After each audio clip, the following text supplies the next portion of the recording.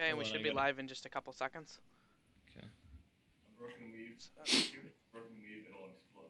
You gotta change the title. I'm gonna be tilted. Already did. Oh, I'm Alright, yeah, we're live. So, hey, anyone that's here right when the thing started, I applaud you. This is episode 8, I think, of House After Party, Yep. featuring the one and only Shwifty and the one and only Raislin. And then we have 2 special guests this week. We got the minor league team rigger and apparently poacher, Aprycot himself, soccer pro, I heard. Also, there's he waved. And then we got the guy that looks like he could beat any of us up, and he also vapes. So we got Ralara from Space Age Wizards, the best team in the Premier League right now. So we'll get some insight with both of their teams and what they think about the leagues. That's about it for the introduction. So, Grayson, take it away with whatever you want to say. Thanks, Shwifty. So what I'd first like to start off with for you guys is for you guys to both introduce yourself, tell what team you're on, and maybe just a little bit about your guys' team. I know for Space Age Wizards, we're definitely going to get more into you guys because you have finals coming up, and the final seeding has already been done. Apricot, you are not looking so hot in that minor league right now, so we'll talk a little bit about you too, but we'll see. So, Apricot, do you want to start us off? Yeah, sure. If you guys don't know, I'm Aprycot. I'm new on Purple Pirates. I'm technically the captain, but not officially. And my team is like a group of my friends from back in college. I played jungle most of the time for the team, but last week I played mid. And top is Fef, Hexer mid, Zato ADC, and we have a new support actually this week because Sasha Fierce left the team. And I just got Purple Pirates when they were 1-5. We're almost in playoffs now. Almost. Yeah. Okay, what about you, We're Ralara? almost in playoffs. I am Ralara, and I inherited Space Age Wizards from Kuro. After Kuro and Deadbeat left last season after the fall apart in playoffs, I just pulled together a few people to play on this current season. It started off with Tai2G, but now we have Feels Badman in the top, who I believed in, even though nobody did. And he didn't get recognition for being solid in most of our games, and I kept Flip, aka DMX, because he's gonna give it to you. I'm just gonna give it to you. I know. And then I went with Gunshin mid because I used to play a lot with Gunshin, and I needed a mid laner because N- wasn't gonna be there for a week. And I went with Gunshin because I used to play in ranked 5s with him and a bunch of other people. And then he kind of enjoyed it and wanted to stay, and N- was questioning his ability, so N- stepped down. And I removed him off the roster so he can pursue other things with other teams subbing for teams. And then Muse is actually the AD carry who taught me how to play League of Legends. He lives near me. We go to LANs together. We used to. And we used to be pretty successful. Then I pulled him together because he's pretty godly AD carry that would cement it together because me and him have about 2.5 to 3 years of just playing together a lot. So we don't even talk to each other when we're scrimming. We're just like, or even playing, we just talk and engage. I talk to everybody else and he's silent. Just we don't even have to talk to go, and it's just instant now. And I'm the strategic mastermind behind Saw and all their macro play. Oh, so you're the shot caller too. Yeah. Actually, DMX. that's one of the things we're definitely going to talk about, especially when your guys' game versus White Lightning. Granted, that's like a team who can do some macro calling versus a team who has no idea what to do once they leave laning phase, but we'll get to that in a little bit. Yeah. So we're going to get this started off with the Premier League games. We're just going to kind of go through them. One of them we are not going to talk about. We are not going to talk about the, which game is it? The TDRK versus IG. That game is not being talked about. Waste of time. Thank you for wasting an hour and 15 minutes of the streamers' time, the people who watch the time, and you guys can just get relegated, you fuckers. That's what I have to say. They don't have a top laner or AD carry right now. Yeah, I know. Well, after that, they can just get regulated. Like when I heard that they can get regulated. Warren G up in here. Yeah, regulated. Whatever. They can just get kicked out of like everything. like when I heard that they were willing to like just pause the game to waste people's times, like Yeah. what a fucking dick move. So Yeah, I was watching that, and it tilted me watching that. What? That plus the mental strain of going into my second game and the 2 games we played, it was just so much mental strain, and we were so exhausted we couldn't play it. okay, so the first game we'll talk about mostly because it involves Spooky Midnight and they won, shockingly, is Spooky Midnight versus TDRK. I guess maybe it isn't that shocking. It is TDRK. Um, so this pick band phase, I definitely want to hear your guys's thoughts on this. So the bands from Spooky Midnight were Rek'Sai, Malphite, Kog'Maw. The bands for TDRK were Graves, Gangplank, Yasuo. Is this after the Gangplank nerf? I'm pretty sure it is, isn't it? Yeah, it is. I think Okay. so, yeah. It is. Mm-hmm. So the picks for Spooky Midnight: first rotation Lulu, second rotation Lee and Alistar, third rotation Sever Poppy. For TDRK, first rotation Caitlyn Gragas, second rotation Nautilus Zillion, and third rotation Bard. Not really sure about the Caitlyn first rotation, to be honest. And then Honestly- the Poppy third rotation too. I'm like, what? Okay. Go on, Premier League analysts. Do your style. Do your stuff. The Lulu first pick was great, but the bans Rek'Sai. Why would you ban Rek'Sai? There's no point in banning a Rek'Sai. He's not even a Yeah. top tier jungler right now. He's an average. There was no Nidalee pick in this game. Nidalee is the most powerful jungle on this patch, and she wasn't picked in this game or banned. Graves had such a nerf, you don't even have to ban him anymore. This Gangplank ban, okay, Gangplank's okay to ban. Yasuo because Spellbinding plays it, but that's what. No, they've been- Spellbinding isn't on Spooky Midnight. Oh, She's oh, on White oh. Lightning now. God damn it. And she doesn't play See, Yasuo. one thing you don't know about me is I don't actually know anything about Premier League or Minor League. I just know who we play when we play. So Spellbinding is the one who only can play 5 champions. So Yeah, okay, so you're probably Bubbles actually thinking pretty of good on Afro, who the played Yasuo. Yasuo, who also What is isn't it on about? this team. Your mic is sucking some serious D right now, Raisin. Oh, is it? Yeah. But yeah, all right. So go back to your point, Ralara. I don't know what Raisin was talking about. It's just I don't think you need to ban the Yasuo because there's so many other picks that you could use to play around it. The draft Lulu first pick from Spooky Midnight is good. Lulu's top tier first pick. Caitlyn Gragas, Gragas you can first pick, but not Caitlyn because they give away the free Alistar pick to Collateral, who's a big Alistar player. You don't need to do that. Yeah, then they pick Bard into this too, and the enemy team has like Saber Popper. They have the team that has to run at you. You can pick a different support like Janna into that. It's just they got so outdrafted, in like what was like such a terrible draft from both teams, leaving stuff open that's more important. And it's just because like Lee Sin is Jetrix's favorite champion, and he'll go back on it if he can get it because Gragas was taken. And if you take one of those champions and you leave the other one open as like a bait pick, it just leaves them into such a bad place. And I don't know why they have this terrible draft, but they did that game at TDRK. Can we just say it's TDRK? Yeah.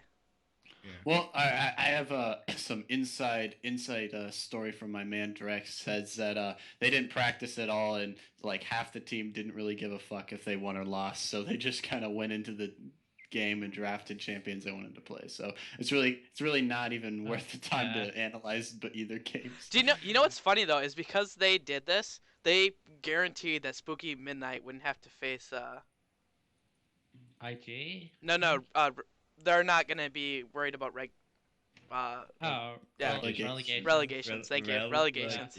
I always want to say regulation, but it's Let's do some speech relegations. lessons. So, but yeah, because they played this game and they lost to him, it guaranteed Spooky Midnight because they only made it by 1. Otherwise, it would have been a 3-way tie. So, but I don't know. So yeah, exciting game 1. Not really. That was just intercourse. Like, I wasn't sure how he was gonna do because I know he's really good in the minor leagues, but he just went in there and their bot lane pretty much took a dump all over Drex and whoever the support was. I forgot who. Yeah. Yeah, I think Yeah. Scholar. Was That it wasn't Scholar close. there for it? Yeah, it was Scholar. Yeah. I mean, Ballin didn't respect a 3-minute gank. Like you should be expecting Yeah. a jungler's going to gank somewhere at 3 minutes, and so like I remember. It's not even that Derek's ganked. Like, they got the kill without Jet doing anything that game. Yeah. It's like, Scholar is not that good on Bard. Like, I checked his match history. He had, like, 0 wins with Bard this season. And he had, like, a 30% last season. So it's, like, weird him picking Bard over other supports. Like Yeah. if you want to pick Bard, you need to be like Bard God, like Aphromu or like Kisink or someone like that. Yeah. And the Bard makes no sense in their team comp because Bard and Caitlyn, Yeah. it's kind of like a zoning comp, and Uh-huh. they're starting purple side. So what they do is they're gonna shove in, and Lee Sin doesn't need blue buff at all, especially early. Yeah. He just does his camp, does all the little things, and because TDRK has this lane that just keeps shoving in and harassing, that he could just walk in and gank early. They didn't respect that at all. They just kind of just did their thing and pretended like that there was no jungler on the map. I Yeah. think Sivir is pretty good at this meta, actually. Like, it's only the small buffs she got. Like, she works well against champions like Zillion, Nautilus, even Gragas. Like, Sivir is actually, like, I think one of the top, maybe top 3, actually. Top She's 4. up there. She's Yeah. top 4. She's pretty good now. Yeah. So what do you guys think are the strengths of Spooky Midnight? Because they're in playoffs now. They made it into playoffs. So Uh-huh. I didn't think they They're- were going to, but they did. As somebody who frequently scrims them, I feel like it's their bot lane is their biggest strength right now. Spooky that's- Midnight. Is that what you said? Yeah. Spooky Yeah, I Midnight agree bot too. lane. Yeah. It's Mhm. just they play comps that usually, and even in this game, you could see they revolve around their bot lane and just kind of using the bot lane as an instigator for fights or just a catalyst because they have the Sivir and the Alistar and they just pop that with Poppy ult and Lee Sin and they just run at you. And every single game they win, it's off the back of Harper Lee playing like Lucian or something big and carrying. Yeah. Like Yeah, playing yeah. the game. We from scrimming them and watching their games, I agree. And if they use intercourse too, but I think they just were subbing him. They're both really strong. Yeah. And then Collateral is really good support. Jet's actually like everyone likes to meme about him being a one trick and stuff, but he's surprisingly solid on more than just Lee Sin too. I think End Step's like really inconsistent to be honest, Mhm. and I've not been impressed by their mid laner at all so far. I Yeah. haven't seen her do anything really good Yeah. except play Lulu and be a Lulu player. So I don't know. I haven't been Spell- impressed. I think that's definitely their weakness right Yeah. now. And Step is one of his counter champions is Poppy too. And if you look at the draft, Poppy goes to the last rotation, and they take Yeah. Nautilus in favor of Poppy. Mhm. When the other team has like Lee Sin and Alistar, like Yeah. and Lulu. Mhm. It's just one of those things where like you give him the comfort pick, and he's not gonna excel and win his lane super duper hard, but he's not gonna fall behind if he has Poppy. And it's really hard to fall behind and be useless as Poppy. Yeah. And they just gave him something to kind of chill on and probably stay alive. I think the biggest weakness for Spooky Midnight isn't only their players, some of them. It's mostly on their shot calling. Because, like, they had Afro on their team, Falco now. They had him, and he was, like, the main shot caller for the team. I know this because, like, I even coached them back then. But, like, after Afro left the team, like, they got Bubbles, who doesn't talk much. So it's like Jarek and Kola who probably are shot calling at the moment. Yeah, I don't really Yeah. agree with their mid lane Yeah. pickup. Like It's at like- all. Going from a guy who shot calls everything into a guy who doesn't talk. Well, even they had yeah. spellbinding too for a little while, and like Yeah. rather than like pick someone who did, because I don't think was spellbinding doing shot calling. Afro was top lane. Okay, When so it's so she not wasn't that. that. So basically, you pick Yeah. like they always pick someone who has very limited champ pools and doesn't Mhm. like Yeah. the replacements don't shot call. Uh-huh. Like they should realize that these Yeah. are things that we actually need to fix if we want to win. Yeah. And So- it's like Jet Jet tries to shot call, but like his shot calling like is limited. It's Like bad. sometimes Or sometimes it just works, bad. sometimes doesn't. I think they have Like- one season if they don't do roster changes before they're out. I think they got Probably. lucky this season. Well, and everyone like- pretty much does the roster changes, so after Like, the yeah. season. So I expect them That- to. It's A lot- like kind of dumb to try to predict Yeah. next season's roster. so hopefully This they'll. week, Yeah. this week it was fine for them because I know that Intercourse is a shot caller, and he was subbing in for their team, and I think he like filled in the gap for them this week. And these games this week were so much cleaner than the games they had before because like now they have a vocal player in game, and I'm pretty sure in picks and bans too. Mm-hmm. Okay, let's move on to Inquisitors versus Never Clucky. So, Inquisitors banned Lulu, Malphite, Poppy. Never Clucky banned Udyr, Graves, Shyvana. The picks for TQR were first rotation Kog'Maw, second rotation Sejuani and Morgana, third rotation Zillion Shen, first the bans for Neverclucky. Oh, I already did those. The picks for Neverclucky were first rotation Nautilus Braum, second rotation Lux Gragas, and third rotation Vayne. What do you guys think about the pick ban phase?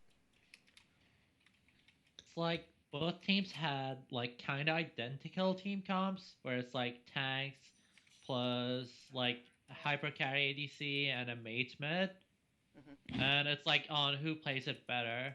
I feel bad for TQR because I think they're better than perhaps like half of the competition in playoffs at the moment, and they're not even in playoffs anymore. Well, that's because they suck during the season. So Yeah, like it was from the start where they had like a different roster, I think. So like, now you know why Aprycot. It's because they Yeah. suck during the season. yeah, So like it feels bad that like now they actually like do well against like the top teams. Like I'm pretty sure like this game was like I saw a bit of it. It was like 50 kills or something, and it's like the same team comp, and they're like playing back and front every single team fight.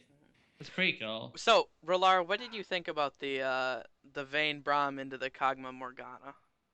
Vayne Braum actually beats Kog'Maw and Morgana a little bit, but if played correctly, Kog'Maw and Morgana shouldn't be in the range to be killed by Vayne Braum, because all you do is just stay back in the lane and kind of farm until you have like 1 or 2 items.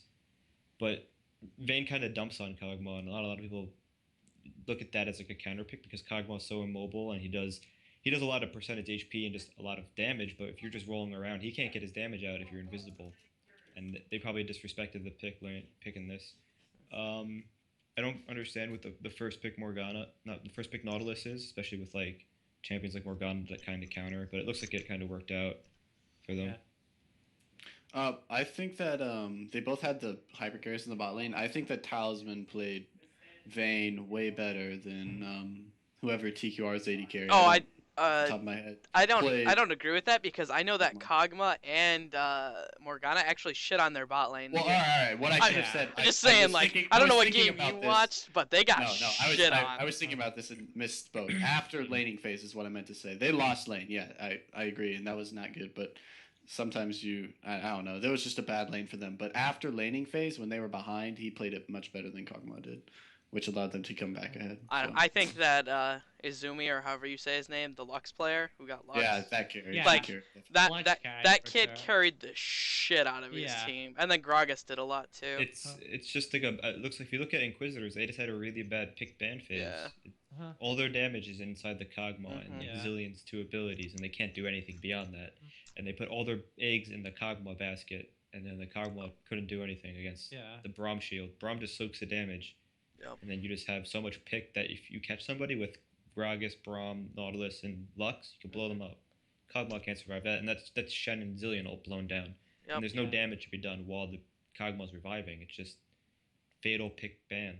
Yeah. I don't know. I don't know why people do this, but so. Yeah, and there's so many picks open too. If you look at like what Neverclucky banned, they banned Udyr, Graves, and Shyvana, which I would never ban any of those champions. Neither would I. That was like the weirdest ban. Neverclucky played Udyr last week, and they did pretty good with it. Maybe that's why it's a target ban. But they banned it when they're the only ones who played it, right? They're the ones that banned. They banned it? Yeah. Oh, Yeah. And this is Even another now. game where like Nidalee is on. Nidalee is still available for a pick. And if you're playing that comp that that Neverclucky has, you don't even need to ban Udyr because that Udyr is going to get kited so hard by all those champions. The only person who plays Nidalee in Premier League is DMX. I don't know why no one is picking it up. Because people aren't at times with the meta. Yeah. They don't follow Yeah. it. Problem is, like, Nidalee was meta before. It's not like a new champion like Graves. Nidalee was there for a while, so they could have picked it way back. No one is in Premier League. So maybe that brings up a thing, because I noticed something is that a lot of times it seems like Premier League teams are trying to play the meta, but they don't really understand the meta, and so they Yeah. do their pick bans really badly, and or they don't. Like, I don't know. It's like just this weird thing of like they want to play the meta, but they don't really understand the meta, so they're gonna try to play the meta, but they don't. Yeah. Like the most back ass fucking shit ever. I don't know. And I don't know if it's just that whoever is leading these teams just don't know how to do the pick ban phase correctly, as well as just draft the comp that works together and has a focus, as well as can actually function, or they just pick whatever they feel would work together. But this is a team game in Team 5. It's not solo queue. Yeah. How And many of these teams have coaches though? we don't have a Think- coach. I know you guys don't because and Yeah. you might. Do you want to explain why you don't have a coach? We don't need one. Okay. Whenever we have problems, we discuss it as a team, and we Okay. come up with Yeah. what happened as a team, and we review stuff as a team. And when we do preps, we do it as a team. We do everything as a team, and we're not all independent when we do this. That's Like good. sometimes we'll do stuff on our own, but we try to do everything as a team so we all understand why we do things, or why we're doing what we need to do. I know that Spooky Midnight has N minus as their coach now. He's their And- sub too, or is that White Lightning? Yeah, I'm not sure about. I know that he's helping them with picks and bans. I know White Lightning has like some Australian coach, but I'm not sure what's his name. I don't know about the other teams. I don't think most of them have coaches. And then you have Wawa, which had 6 at one point, I guess. If you want to count them as coaches. Yeah, I don't count them as coaches, but uh, I. yeah. So, okay. Yeah. So next game, I'm skipping the TDRK versus IG. Uh-huh. Screw you guys. So Saw versus White Lightning. Yeah. So I'm gonna go over the bans. You guys banned out Soraka, Lux, Lulu. White Lightning banned out Nautilus, Lucian, Poppy. Your first rotation, you picked up Nidalee. Second rotation, you went Caitlyn, Braum. Third rotation, you went Malphite, Ziggs. First rotation for White Lightning was Gangplank, Callista. Second rotation was Alistar, Elise, and third rotation was Ari. And they also had Christina playing for AD carry, which is interesting. So, I think you guys outpick banned them. Like Yeah. I don't Oh, even think sure. that's. He But- just outscaled too. Like Mhm. Ari just got less relevant than Ziggs, even though Spellbinding played really well in lane. Although, Yep. granted, like it's her best champion and she played Yeah. it well, but it's really hard for Ziggs to do anything in that matchup. To be honest, like in And- fact, it's kind of a miracle he didn't get solo killed more, but he just played it pretty Yeah. well. Spellbinding played well too, but then Caitlyn just got way too big. And the Gangplank that White Lightning picked, he was really good with chaining his barrels and stuff. But it was just another one of their fatal flaws of just how their draft worked out. They drafted Callista, Elise, Alistar, Ari, these great pick champions, and then they go with Gangplank top. Yeah. They have all this damage already. They just needed a solid initiation, and their only initiation was throwing in an Alistar Yeah. at us, or an Ari getting a charm Yep. and stuff like that, and we just played around it. I know. no, I you know. go. One. Yeah, my bad.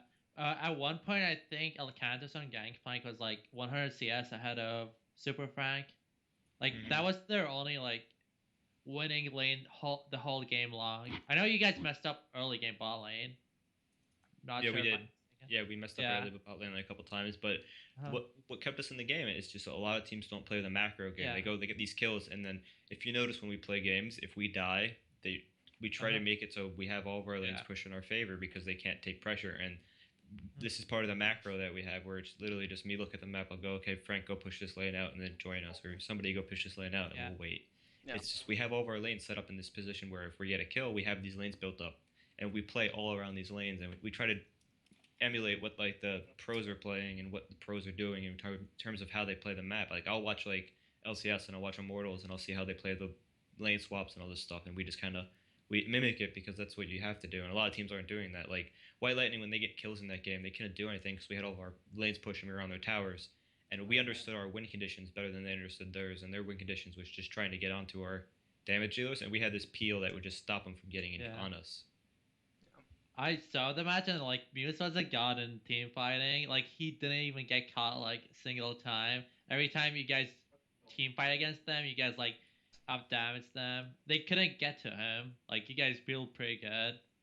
Yeah, and we just had this Malphite who me and Malphite would just threaten this AOE if you try to engage on us, and if Yeah. that happened, you would get hit by all this Uh-huh. poke, you get hit by Ziggs bombs and Zig ult and Caitlyn, Yeah.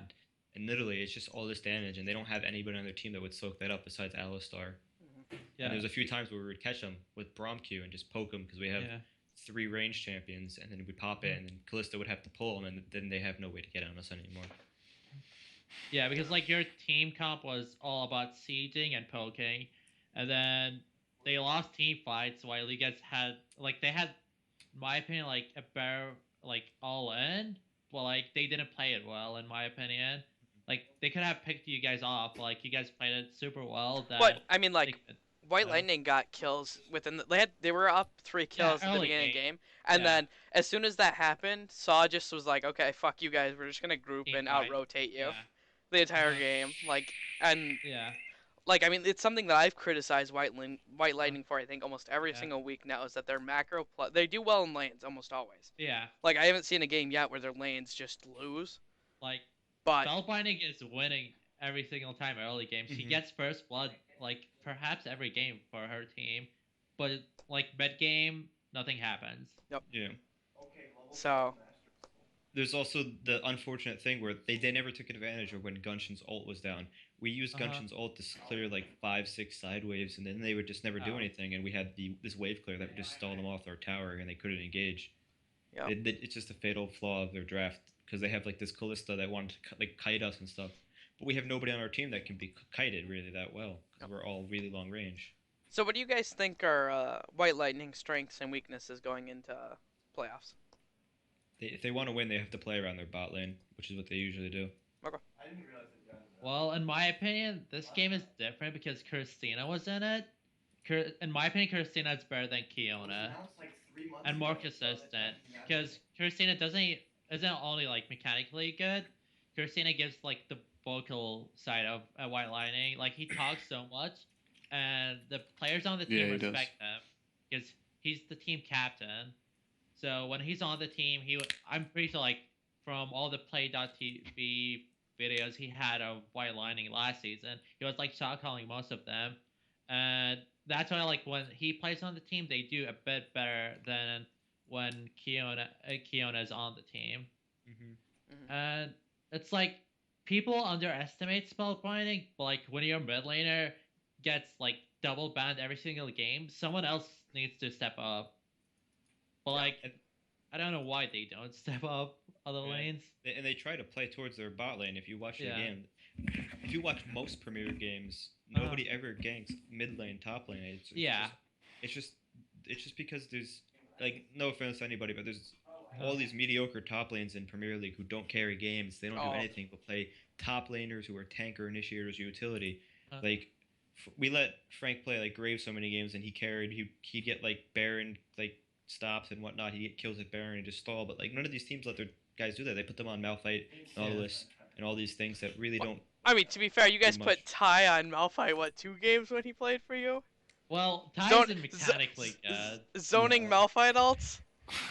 He got what's it called? He got Flame Horizoned a few times, and we gave him an ultimatum that if he didn't get better, he had to leave. Uh-huh. And he didn't get better, so we just. That's. dropped I it think that's. because- No, I've said that. I think House Party top lanes are not that good. Like I would never Yeah. pull. I would probably never pull a top laner from House Party. I would always look outside if I was doing team stuff. Yeah.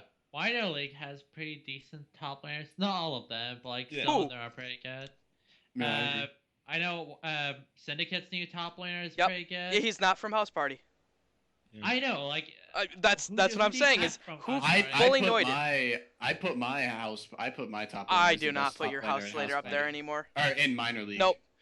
I don't. Okay, That's why? not saying much though. That's like Yeah. saying, okay, out of all these really bad players, this is the best person out of all of them.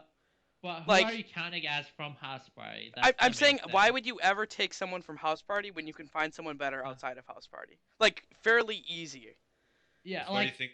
Why do you think I pulled Muse and Gunshin from outside of House? uh, Yeah. yeah, like my whole team is out of House Party except Sasha Fierce, who was in House Party, but like he's not on the team anymore, and everyone else is not from House Party. So because that's saying okay. good is relative to the skill that is Yeah. in. So yeah, you're right. Mech is good out of the minor league people.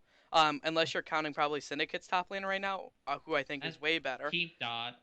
Team Dot now, since they did some My roster top laner is changes. pretty good. I'm pretty sure they did. I'm pretty sure they did roster changes just recently. So Mhm. Team Dot, yeah. so Yeah. I mean, like really, like that's not really saying much. It really doesn't. So And it's another thing too with when you think of House Party, like last season Premier League, they had all these like one trick pony like Strathghost played on the Lux mid really or like Vel'Koz, Yeah. all these off meta like people who play these champions that they're known for. and it kind of got phased out by the addition. But like you still have all these people who play one type of champion. They don't expand. Like there's all these mid laners who play utility based champions only. Like, isn't it? I think it's. Is it? What's that? What's Spellbinding. Spellbinding plays like Lux Lulu Yeah. and like all like Zillion, like all these utility based champions. Like you don't see anybody in House Party really playing assassins or like poke champions because they're just it's AD carry based league, and if your Yeah. AD carry does well, you win. If your AD carry doesn't do well, you're probably gonna lose the game because your other lanes won't be able to carry. It's also because like the high elo players in House Party are the AD carries, so it works around them too. Like I'm pretty sure every team the AD carries the highest elo or the second highest elo in Premier League. Well, I mean, it should be. Like, look at- obviously, when you look at the LCS and stuff, you can't, like, Uh-huh. they're all challengers, so you can't really, like, say Yeah. that. But I would always put the best player or second best player as the AD carry on pretty much every Yeah. one of the teams, which it should be because he's Uh-huh. probably the most important player. Uh-huh. But I mean, like I think that there was 2 mid laners in minor league that actually played non-utility, and that was just Frosty and Clark. And they, for some reason, we'll talk about this when he hits minor league, but they've been putting him on Yeah. utilities too lately. So, Uh-huh. but And this meta isn't shifted towards utility. You have this new AD assassin item that just came out, Yep. which Yeah. is super really good on all these champions, and people decided that they want to play tanks when you have this mastery that makes you do more damage. Yep. And then nobody's playing towards the strengths of the new items. They're just sticking back and playing conservatively and not trying to make any changes or challenge anything. well, And do you that's why think you see all these malfights and stuff. do you think people actually try out new things when like patches come out, or like actually read the patches and try to like analyze? Because I feel like most people in Premier League and minor league actually don't. I feel like I just wait for the pros to find exactly, something and I think that's so they're like weeks behind.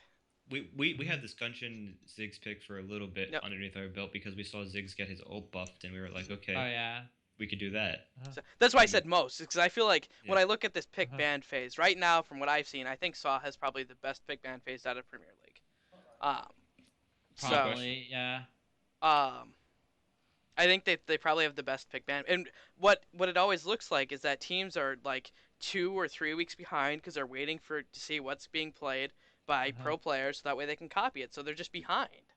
Uh-huh. And So it's just it makes no sense because all these teams go into everybody does these best of 3, best of 5 scrims where we do drafts every single game, and nobody's getting better at drafts because they're still trying to draft for the same thing, and they're not drafting. They don't play reactive drafts where they ban one champion and see if somebody bans something out, and then that's how you can kind of tell what people are trying to pick. They don't do this. They don't read these bans. They just ban the Udyr and all these top picks that really don't see much competitive play because they're not competitive champions. They're solo queue champions.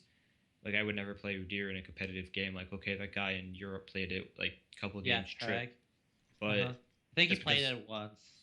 that's because he was playing it as a jungler that just invaded constantly and was annoying. While everybody in House Party, nobody really does. Like, besides Flip, play the game where they invade, check the jungles, kill all the camps, and just get out. They go in, they try to gank. They don't set up vision and try to follow the jungler as far as I can see. They just kind of keep shallow vision and don't do much. And these are all part of the drafts that you have to do. Like, you draft certain comps to do certain things, and you need certain vision places. And a lot of teams don't pick their drafts to do things. They just draft a comp and then go into the game and do whatever they want without like, they don't have power spikes. Like, I've seen so many teams fight for a dragon when they have no Trinity Force on Kog'Maw, and you should be giving up a dragon. It's just these things that they do that they shouldn't be doing because they've been playing together in a Premier League for so long and doing all these bans and drafts. And these are the mistakes that by like this many weeks in, you hope they'd have. And I can't wait to see best of 3s and best of 5s and see how teams adapt or if they just flop when they lose the first game. So, what do you think the strengths and weaknesses are of Saw? When try to do this unbiasedly, Or you 'cause- also, don't need to give away your team's weaknesses. I mean, I'd hope that they would be working on them by saying it. We're working on it. Our strengths are really in our lane phases. If undisturbed, we'll go even, and if we manage to make it out of lane phase, we're good. If there's some trouble in lane phase, it may cause a hiccup, but the macro play we have is usually better than most teams, and the vision control as well as decision making, and and trust is like really good. Sometimes it gets a little bit quiet, but nobody really ever tilts in our games. we lose like 90% of our scrims, but that's just the learning process of figuring out what can't be done in certain situations. When you lose a game, a lot of people tilt off it, but like I'll look at it and be like, okay, so what do we do wrong in that game, and what can't be done again, or what can't be picked when what's open and what's in there. So our adaptability is probably our best, and I can't wait to play best of fives because you haven't seen like half of our champion pools. Yeah, best And, of ones are weird. I don't really like best Yeah. of ones. So, okay. So, Apricot, what are the strengths and weaknesses of Saw? Ooh. I think their ball lane is pretty good. Like they have the best duo ball lane in House Party for sure. Like I don't think any other team can compare to like the synergy of their ball lane.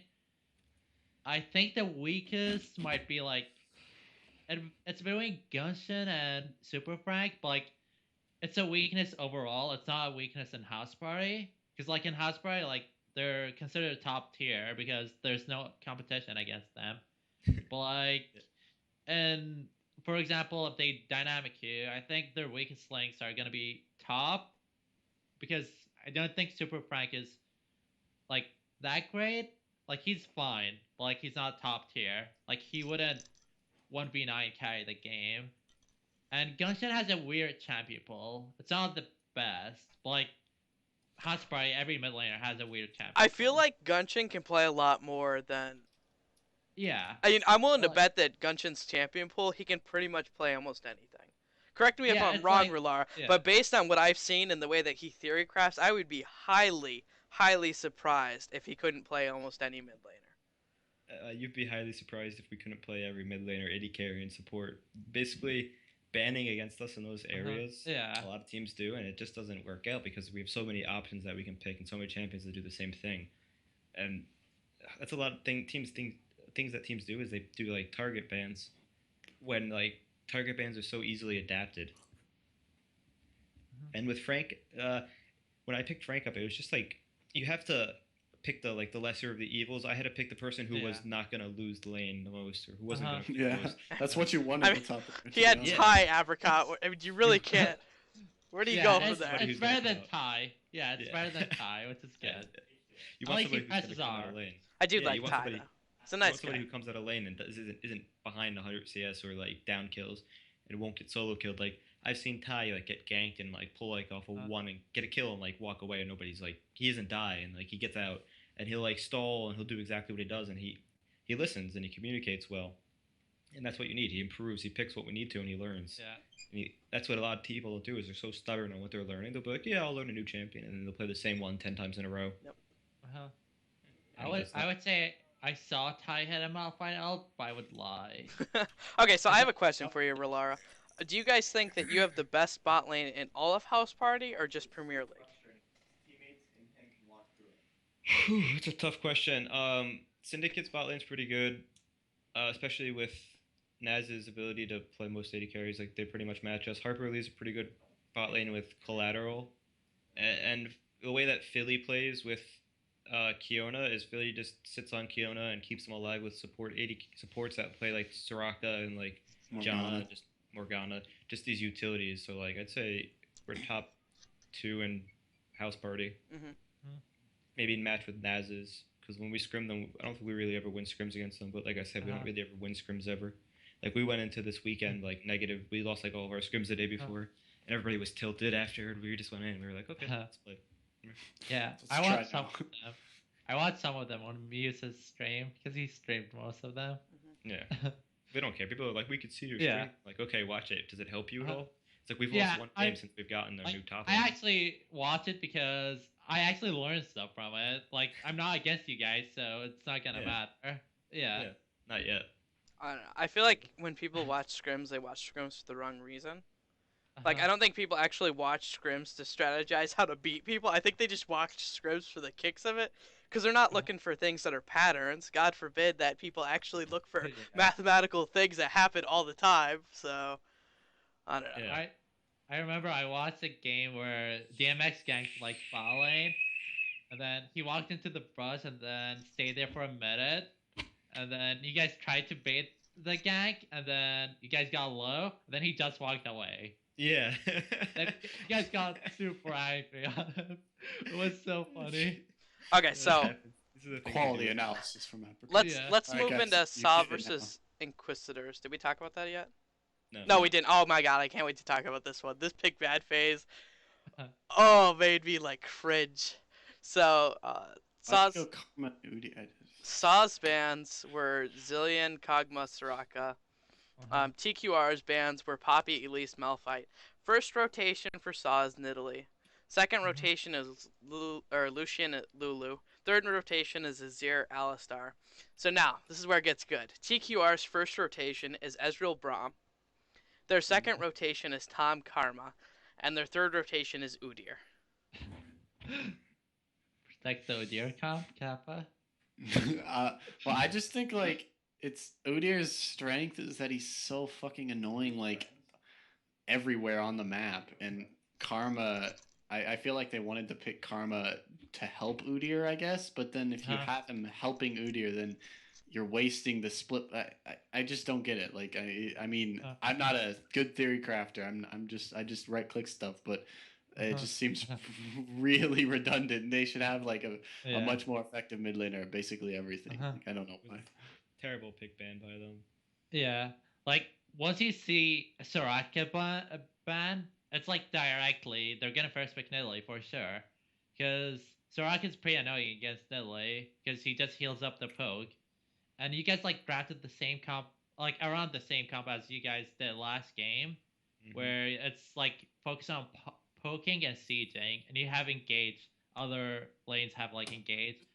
And it works well because no one knows how to play against Nidalee and HouseAfterParty because none of them play it for some reason. And they don't see DMX ganking. They don't know what he's doing. They don't know where he is. That's the beauty of the pick. Oh my god, DMX did so much that game compared to Empress. Yeah. Like he was just in his jungle like the entire game, and like he did nothing. Yeah, when So- all your lanes are winning. It was also a sated Udyr. I know. It was a sated devoured Udyr. I saw that. We all just started laughing. We were just like, oh my god. Why? Against Nidalee, that's not a good option. He's trying to, he was like, he's farming in the jungle, and he'd go over, and like, he's like, there's no camp here, and you go to the next one, like, there's no camp here either. Then he go to like Scuttlecrab, and like, there's no camp there. Yeah. And it's like, oh. I don't understand the Ezreal Braum first rotation. It's like, well, I'm not really they picked Nidalee first. Yeah. I don't know either. If you're gonna pick Braum, then just pick Lucian. I mean, I don't know why you would ever That was not do better. that for one. But then Ezreal is pretty good against Lucian. To be honest, I like picking that matchup, but I like it was kind of an even bot lane, but I just don't know why. You could have a good like Ezreal Braum's decent. It's nothing. Well, like Ezreal good, just got nerfed too this patch, so yeah. like, Oh, that alt nerf is killer, but he's still good. I think. yeah, I know, he- but he's it's just like, so you can notice it. Like I'm like This- my alt is never fucking up. This is an unpopular opinion, but like Lucian and Alistar should lose to Braum Ezreal in a 2v2 lane because of all the poke they have. Oh. Yeah, the Ezreal. that's Inquisitor assuming that the ADK enemy is team just not actually good, I don't pokes, think. isn't it? Yeah, and isn't it down like 60 CS? Right. Yeah, I don't think the brawling was the weirdest thing in the picks and bans. No, I definitely think, not. It was decent, but I just Yeah. don't know why first rotation. Yeah, just, that's Yeah. my thing was like the first rotation, like Yeah, I think the other three picks are pretty weird. Tompkins got super nerfed. Karma is like weird, and Udyr is like why? Like all these three picks are like not useful, and They show their bot lane. They showed their bot lane when they didn't have to show their bot lane yet. yeah. And then they proceed to show their top lane and mid lane when they have counter pick, and it just left us open to like counter pick with everything they had. Just terrible drafting once again. Just this cop that has no synergy that just runs around and can't do anything. yeah. Can't initiate, can't do anything. And then they tried to fight us on Baron, and they brought in the support instead of the jungler. So that rounds up the games that were streamed. Let's looking at the playoff schedule, right? So we have the first round is Spooky Midnight versus White Lightning. Who do you guys think is gonna win? I think it would be close, actually. It might be like 2-1 for White Lightning. I'm not sure who they're gonna get if Kirsten or Kiona is playing. If Kirstina plays, I think that's better for the team because Kirstina is more vocal. I agree. Yeah, I don't- but it's I don't not know. better for them in the long run though, because like I mean, obviously they want to win now, but Kirsten is making his minor league team, So he's Yeah. not going to be sub, and he's not going to be playing, and probably not going to be help coaching them anymore. So you got to remove the trading wheels, guys. I mean, their pick ban isn't very good as it is, so are they really losing that much? Yeah. And if Uh-huh. Bubble gets a comfort support, and then they get like a carry, Bubbles 80 is carry. bad. Yeah. Spellbinding. Comfort Yeah. mid. Comfort support mid. I meant like And you Oh, meant yeah. you meant Lux or Lulu. spellbinding too. Yeah. Oh. I had They're like the I mean- same person. I mean, really, they're both girls. I They don't know. both. Like I said, I don't know anybody in this league. And I Yeah. just call everybody the same name. Both of them are utility mids. Yeah, they're so both it's like, utility it's gonna be supported on mids. bot lane. My first season was like whenever I play against other bot lanes, it's like let's go kill not Kuro. Yeah. Peel for GL. I don't know who's gonna win between White Lightning and Spooky Midnight. I say Spooky Midnight 2-1. Me too. Yeah, it's like gonna be super close. I think if Christina plays, they're gonna win. But if Kiona plays, it's Spooky Midnight's game. Yeah, And their macro is just so bad. I like. Well, I think it depends on which girl's better, Bubbles or Spellbinding. To be honest, like because I'm a Bubbles is Spellbinding like fan. not good. Yeah, no, I agree. Spellbinding's better, but it depends on what champions they play and stuff. I think- because the I think it's gonna be like utility mids. Like the only way I see White Lightning winning is if Alcantos, Dumpsters ends up like the last time they faced each other. I think. It just if top lanes are left on an island, then end step is gonna get absolutely Yeah. trashed on. That's like the only way they could win, in my opinion. Okay. And if they don't trade that for bot lane, then they're gonna lose. They need to keep their bot lane ahead, so it's just this double-edged sword. So the next one and the bottom ones is IG versus Vanquished. I'm going with IG. Yeah. IG got Vanquish- a new roster. this I think it's week. better though. Me too. Yeah, But No, Gordon like- Ramsay, Yeah, yeah. does he It's play fair. What? Ramsey plays. He plays Ramsey everything. actually mains Nidalee. A lot of people don't know this, but like it's his most played champion. I'm pretty sure. And he has like 2 or 3 other junglers, and I think he's like pretty good. Like as a filler, he's like super good. Yeah. And Vanquish doesn't impress me too much when they Yeah. play. For as much smack talk as their support does. They don't impress me whenever they play. Their Yeah. macro is poor. They put themselves behind, and they're just on a different page. But if IG's 2 players don't mesh well and they don't get their synergy down this first week pretty Oh, quickly, they will because they used to play together actually. then You they're ju- fine. They're gonna win. Yeah, because Yeah. they were both on Syndicate. So Because I know that they played together, so I think it's they'll be 2-0, fine. Easy. 2-0. yeah, probably because I think Banco's like pretty weak overall. Like I think they have like one of the weakest junglers in HouseAfterParty at the moment, and their top laner is a filler who has like 2 champions top, and it's like their bot lane isn't that strong. So it's like all overall they're like super weak, which isn't gonna help them. Mhm. Like Okay. their jungler can only play Zac. That's it. So moving on the next round, because we said Spooky Midnight, that means that Spooky Midnight will play against Saw, and I'm saying Saw. Yeah, definitely. I don't- Yeah.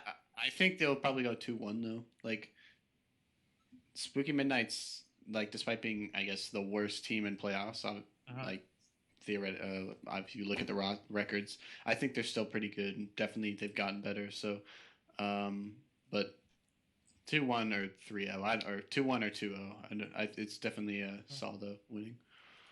To be honest.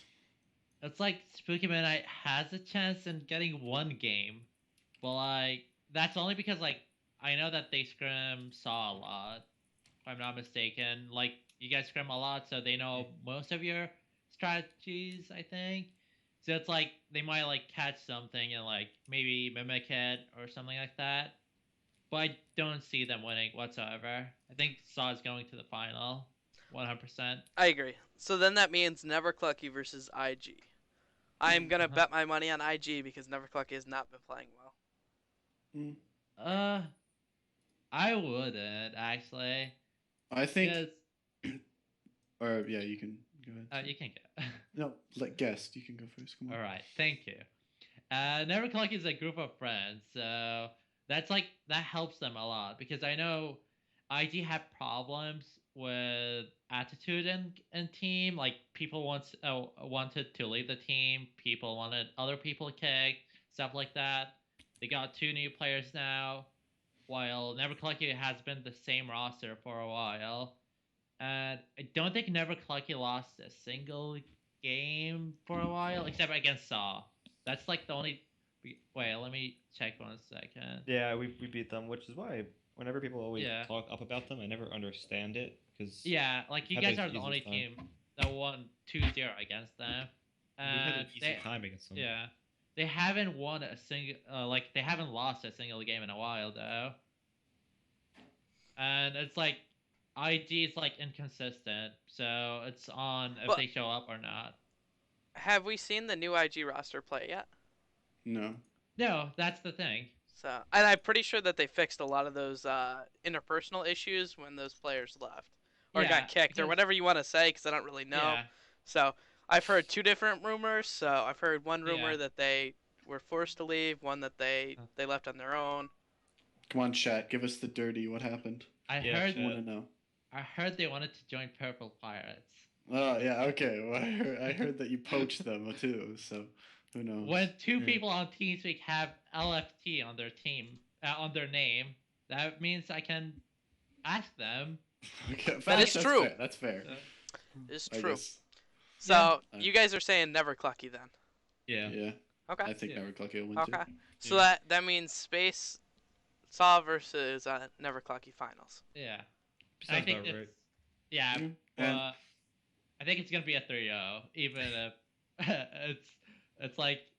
I don't think so. I think it'll be like a 3-1 or 3-2, but I honestly don't know if Saul will win, to be honest. Just like that's like what 2-3 weeks out. We don't know like what's going to happen. Like who knows? Maybe Riot puts full AP Gragas back on, and then turns out Splash is the I don't know. Like, but no. Yeah.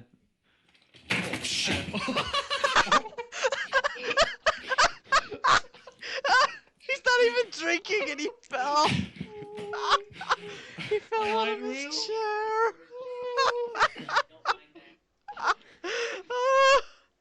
Oh, Jesus Christ.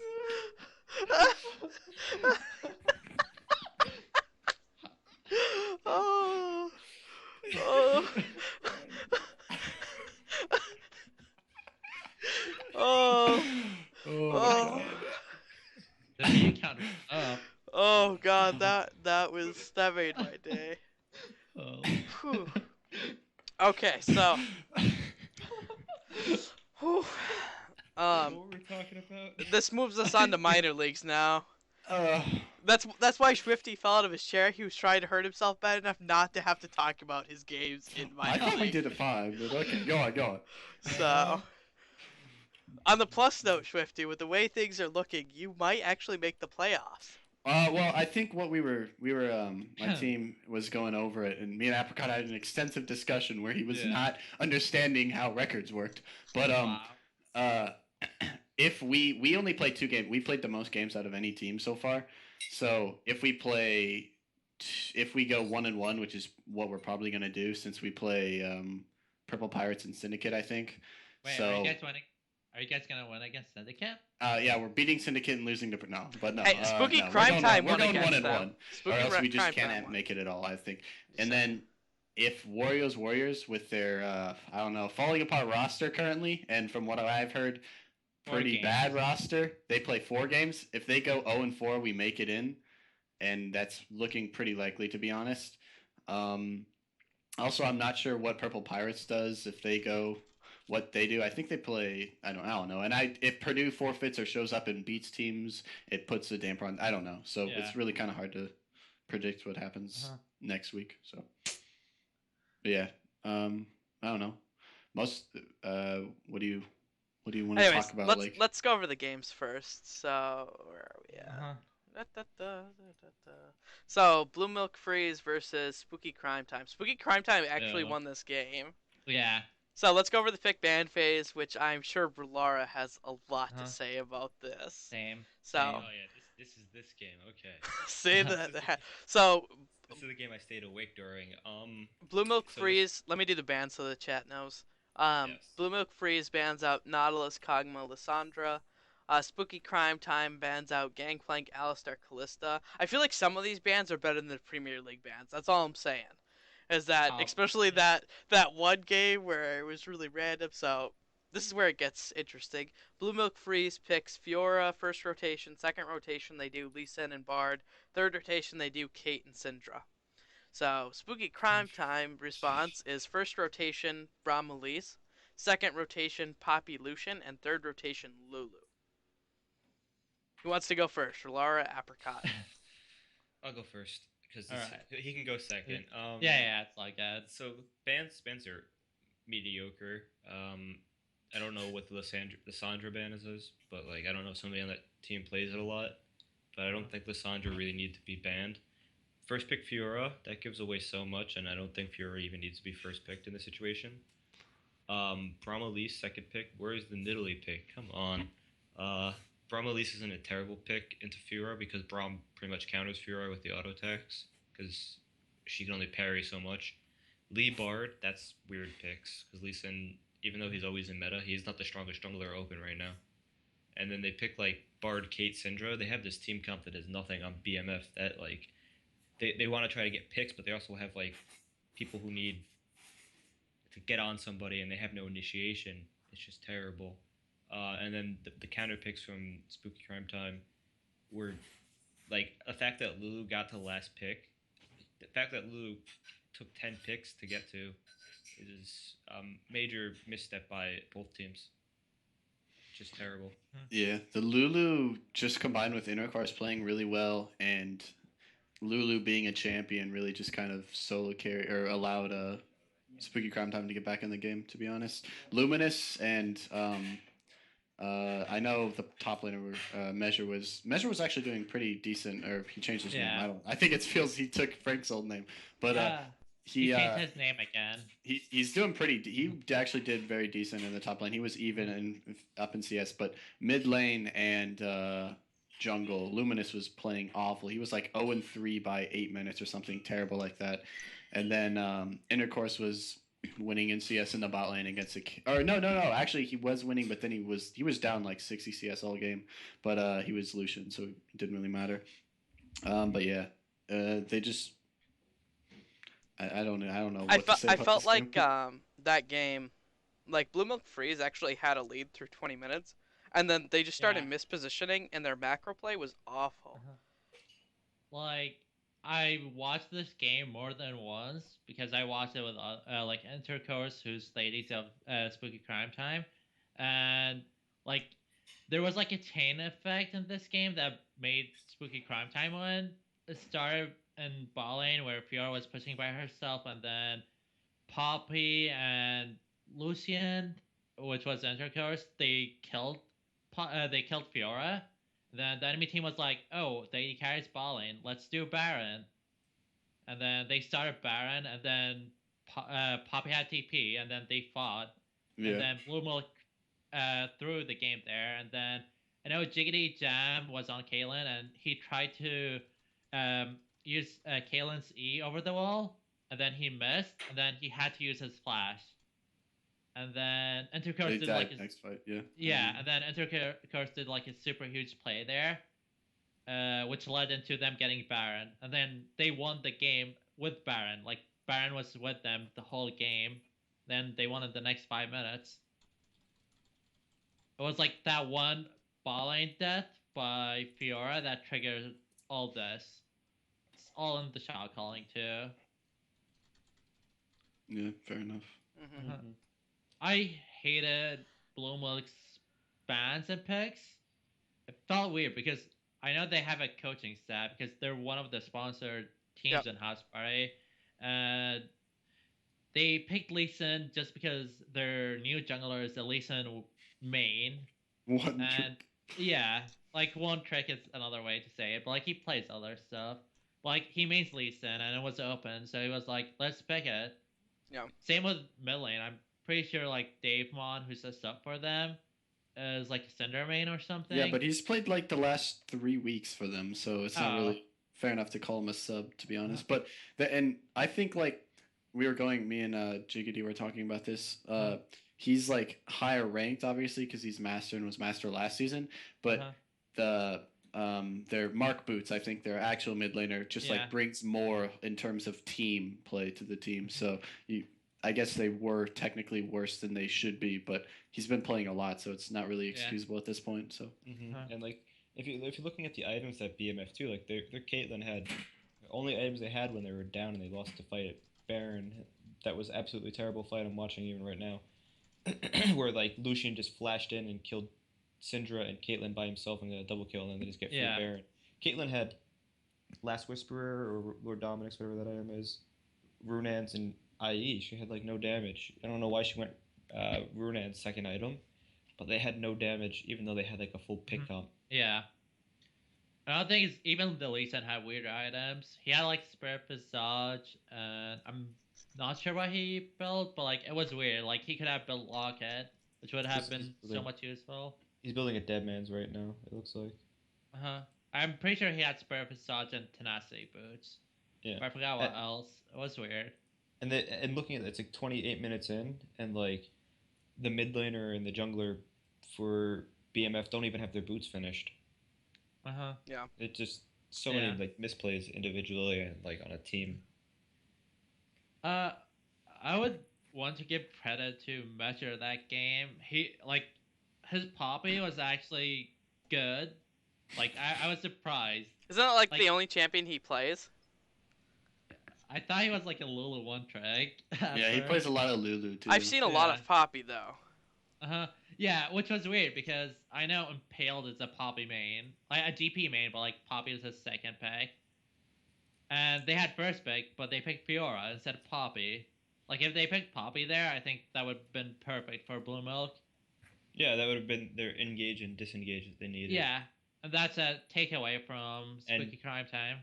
Any other mid laner than Syndra too, because you pick Syndra like last pick, and then they pick Lulu, and like Lulu negates Syndra, and they also have Braum. They have all these things. Like if Braum is in a game, you don't pick Syndra because Braum just neutralizes the Syndra. Yep. You picked Syndra into Braum, so yeah. Yeah, I don't know. Okay, so let's move on because I don't really want to talk about this game any longer. Elysium won a game versus Purdue. That was Shwifty didn't die a single. I know. No. I guess since I won FF, I'll talk about the unstream game we had against Blue Milk there. The first one we had to play Blue Milk. Did you guys beat Blue Milk? Yeah, we beat them the first time. So we our team comp. It's not my match history anymore, and I'm too lazy to find it. But I think I remember it. We had Lux mid. Yeah, I forgot it. We had Ezreal. I know we had. No one really cares because they can't watch the game. Who's on your roster right now, Shwifty? Oh, we have Mech in top. Me and this game we had me and Sultan in the bot lane. DTS mid was subbing for us, and then we had Zero. It's spelled with an H. Is our new jungler. So, we had him, and we had DTS mid who like didn't even get diamond last season, but so everyone's like, oh, he's bad, and he ended the game 8-0 and 11 against a master player. So, or 8-0 and something big like that. But anyway, so we it was basically just everyone, all lanes kind of went even. They were ahead at one point by like 3k gold. That was the highest gold they were up at like maybe sub 20 minutes. I was Ezreal and I was against Jiggity's Lucian and Alistar maybe. They had a Graves top who I remembered at like maybe 7 minutes or so. We're just lane and bot lane, everything's going swell, and then we hear our jungler and top are talking about a gank. It happens, and then they get solo double killed by a Graves top at level 6. I'm like, okay. Yeah. I was kind of tilted at that point, but everything went on. One really major thing actually. They were Lucian and Braum, or Lucian or Alistar, and their support forgot to buy items. So they did I can't remember if they did camp or not, but they come to lane and he tries to like go and activate the Targons on the first minion and it doesn't work, and we chunk him for like half his health and he had no items. So then they could not get the rush level 2 against it was Janna and Ezreal, I think. So it was really, really hard for them to do anything in the bot lane. After I that, think they Didn't, forgot items. didn't you guys pick Bard that game actually? Oh no, yeah, it was Bard. It was Bard. Yeah. So I can't remember. It was some little bitch Uh-huh. support though. So yeah, then it just kind of the game really we just out rotated them pretty much everywhere honestly, and then I scaled up. I got a couple good 1v1s on their Graves top, which was really lucky Yeah. at one point. But then I scaled up as Ezreal and DTS scaled up as Lux, and we just won through really good. And then Sultan was playing. It was probably his best game too.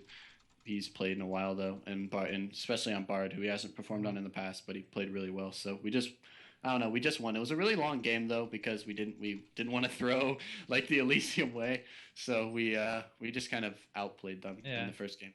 Yeah. Like, I watched a bit of that game. It was pretty weird that Wiener is playing Echo. Like, Echo is a fine pick, but like, I didn't see a single game of him playing Echo before. And he had a weird build where he went Rod of Ages on Echo. Yeah, I then he saw went- that. Yeah. Rod of Ages into Spirit Visage, which is like super weird because Echo doesn't even need mana except the Runic Echo, which is fine. And you guys And- outdrafted them so hard Yeah. too. They had nothing. Like they had this team comp with no The- initiation yeah. again. The only initiation is the Braum, which isn't that big. Yeah, and then the problem was after we won that game, we played them back to back. So we go in, and us being actually hyped that we won a game, we decided to draft the same team comp, or we started to. We got like Poppy, Lux, and maybe Ezreal, and then they just played a. Wait, They complete, or I can't remember. I don't know. you guys picked Kramus. Correct Still me if I- remember that. Yeah, you guys picked Kramus. we picked Remus last, yeah, because we Yeah. started drafting the original team comp because we had Lux and Ezreal again, Against Silver. and then they picked Sivir, and then they picked Malphite and like Gragas, so they picked this huge engage comp to get right on our asses, and then they picked Zed too, so we decided to go the Ramus, and it didn't work out. We just got shit on, so What I thought we was split 1-1 and ended 2-1 for the day. Yeah, what I thought was their coach wasn't there the first two games, and then he came at the third game and helped them in picks and bans. That's what I thought, because like their picks and bans in the third game of the day was like super good, while the other two were like pretty weird. Yeah, so Okay. Anyways, moving on with a bad week. because no one could watch those games because they weren't streamed. Yeah. So, so you won versus Purdue. The next game, which was totally opposite of what happened to Spooky Crime Time, Team Dot versus Spooky Crime Time. Holy shit. Oh my god! I don't know if you guys watched this game, but it was kind of Yeah. like someone who like broke their legs after getting hit by a car, and then someone came by with a baseball bat and just like smashed their head in. Yeah. That was like the equivalency of that game. So. Yeah. Team Dot's bands were Nautilus, Lucian, Gragas. Spooky Crime Time's bands were Janna, Ezreal, Quinn, which, what the fuck? Team Dot's first rotation is in Italy. Their second rotation is Braum Vayne. Their third rotation is Graves, Twisted Fate. Spooky Crime Time's first rotation, Alistar Elise. Second rotation, Lulu Jinx. And third rotation, LeBlanc. I thought Well- the team comps were pretty, like they were drafted kind of like decent to be honest, but I just don't know what happened. I was playing a game, so I didn't watch the game. Yeah. So for you guys, for the guys who are watching it and don't know, Team Dot support Claricio is a almost one trick Janna main. He's that guy in the Swiss tournament who had like 1k Janna games, and the second highest was Sona at 80. So that's why like the Janna was banned, I guess.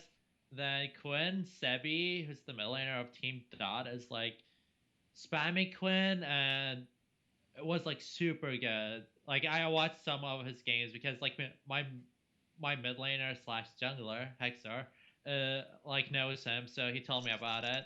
I mean, I know Clarizio's a Janna main. Like, I'm not Yeah. surprised, but it's Because some other people might not know, because it's a Yeah, weird thing. there's just so many better bands though than Janna. exactly. It's like Claricio isn't that good on any time except Janna, but like he actually played fine. It's not like he fed. Yeah. Yeah. And I don't know if any of you guys watched it. Oh, game. I I Yeah. watched it. So there was a lane swap first time in minor. No, actually it happened before, but like Spooky Crime Time played the lane swap super bad. Like they got the tower at minute 3.5 or something like that, which was fine, but they didn't bounce it. They pushed it for the second tower, and then Sebi, who's the mid laner of Team Dot, roamed bot lane, and he was on Twisted Fate, level 4. He roamed bot lane, and then they got 4 kills, a dragon, and a wave that's frozen near their side. So like they got all this because Spooky Crime Time didn't push. They didn't stop pushing, and their mid lane didn't roam too. So they lost all that from minute 5, and that's where they lost the game. I don't think I would have went with Lulu LeBlanc together in the pick ban from Spooky Crime Time. Nor would I have picked a Jinx into Braum ban. Yeah, Jinx was pretty weird. I think it's like Intercore's fallback champion. Mm-hmm. Like something that does damage. If they had Braum picked, I would never pick a immobile AD carry versus Braum. Yeah. And then they just picked the TF, and it probably was like the easiest ganks ever because your TF Braum is just so dumb. Yeah. Apricot, do you know what's up with the Quinn Ezreal ban? Like why that was such a priority? I'm not sure about Ezreal. Like my team faced Team Dot, and we didn't ban Ezreal. We banned the Quinn because Sebi is like a Quinn god from solo queue.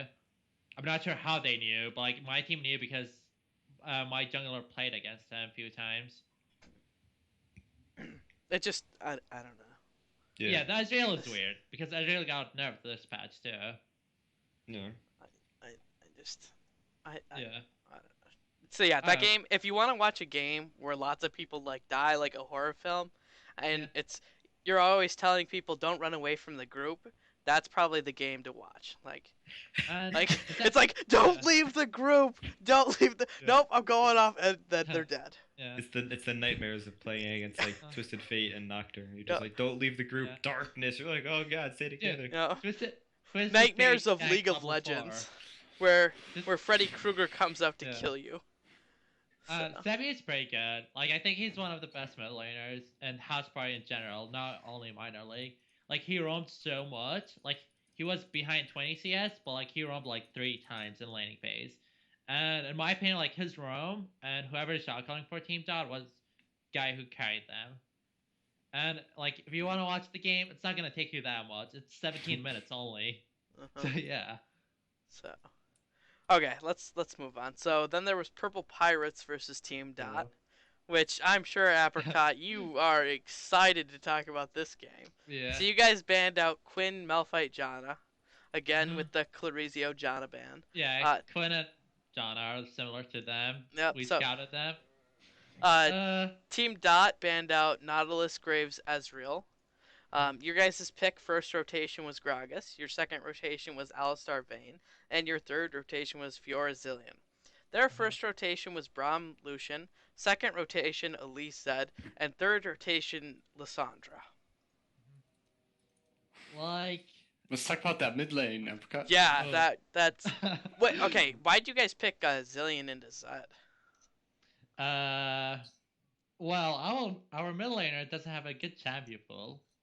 AKA yeah, he me. played like shit. That's yeah. that, I like to be fair, it's a mismatch. I'm like a jungle ADC main who's playing mid. Why? Why were you playing mid though? Like you never actually told us why. It's like Hexer could have played mid, but he had like one champion. And I was tilted from jungle. A lot of people know this in the community. It's like I hate jungle now. The only champion I love is like Nidalee, and then the rest is like pretty weird. It's like I hate playing jungle at the moment. And I was like, let me try mid. Our mid laner couldn't make it this week. So I went mid and didn't go well. My team played well, but like I didn't. I don't think Zillion was the worst pick against the Zed. I think Zillion's a pretty good counter pick into Zed and Lissandra both. But you could have played Lulu. Probably easier fit to play. I haven't played Lulu for a month. Dude, you so- roll your face on the Such a keyboard. mechanically intensive champion. I know. I was like, I played Zillion. Oh, There- I was fine until Elise ganked. What's So that, Vayne? You want me to ult you, give you my W and my E, so you can do everything Uh-huh. while I sit back here? Okay. Yeah. That's all you, do. you could have gotten special tips and tricks from both Bubbles and Spellbinding on how to play Lulu. Perhaps. I don't know. I think I would have lost lane whatever I picked in my I opinion. think you would have too. Yeah. That's Because what it's a I'm trying to mismatch. do. He's a like not only like mechanically, like he's a mid lane main who's master tier, while I'm like mid is like my third or fourth best role, and I'm not that great with it. So it was like, and Zed is like an assassin, which kind of was my weak, Zed's- my kryptonite. I didn't know Zed was an assassin. So Apricot, is the return to mid lane something that will happen again, or is that a one and done thing? Probably never again. That's probably a good idea. Yeah. Okay, let's move on to Syndicate versus Wawa. So, the team that is not looking so hot anymore since their debut in Swiss. So, Yeah. Syndicate's bans are Ari, Zach, Lux. Wawa's bans are Twisted Fate, Lulu, Elise. The picks for Syndicate were first rotation Soraka, second rotation Gragas Malphite, third rotation Vayne Lysandra. First rotation for Wawa was Poppy Kog'Maw, second rotation was Morgana Sejuani, and third rotation was Zillion. So, I guess my first thing is, why is Clark playing supportive mid laner still? I don't know. Why does TSM put Bjergsen on supportive mid laners? It's like Well, they got the Kog'Maw pick, so I mean, Yeah. you won't really play any other than supportive mid laners. if Yeah, But they that's shouldn't- fair. Well, but- then why would you prioritize? Why would Kog'Maw? you put opposing on Kog'Maw? Why Yeah. would you That's- pick Kog'Maw when they have Soraka?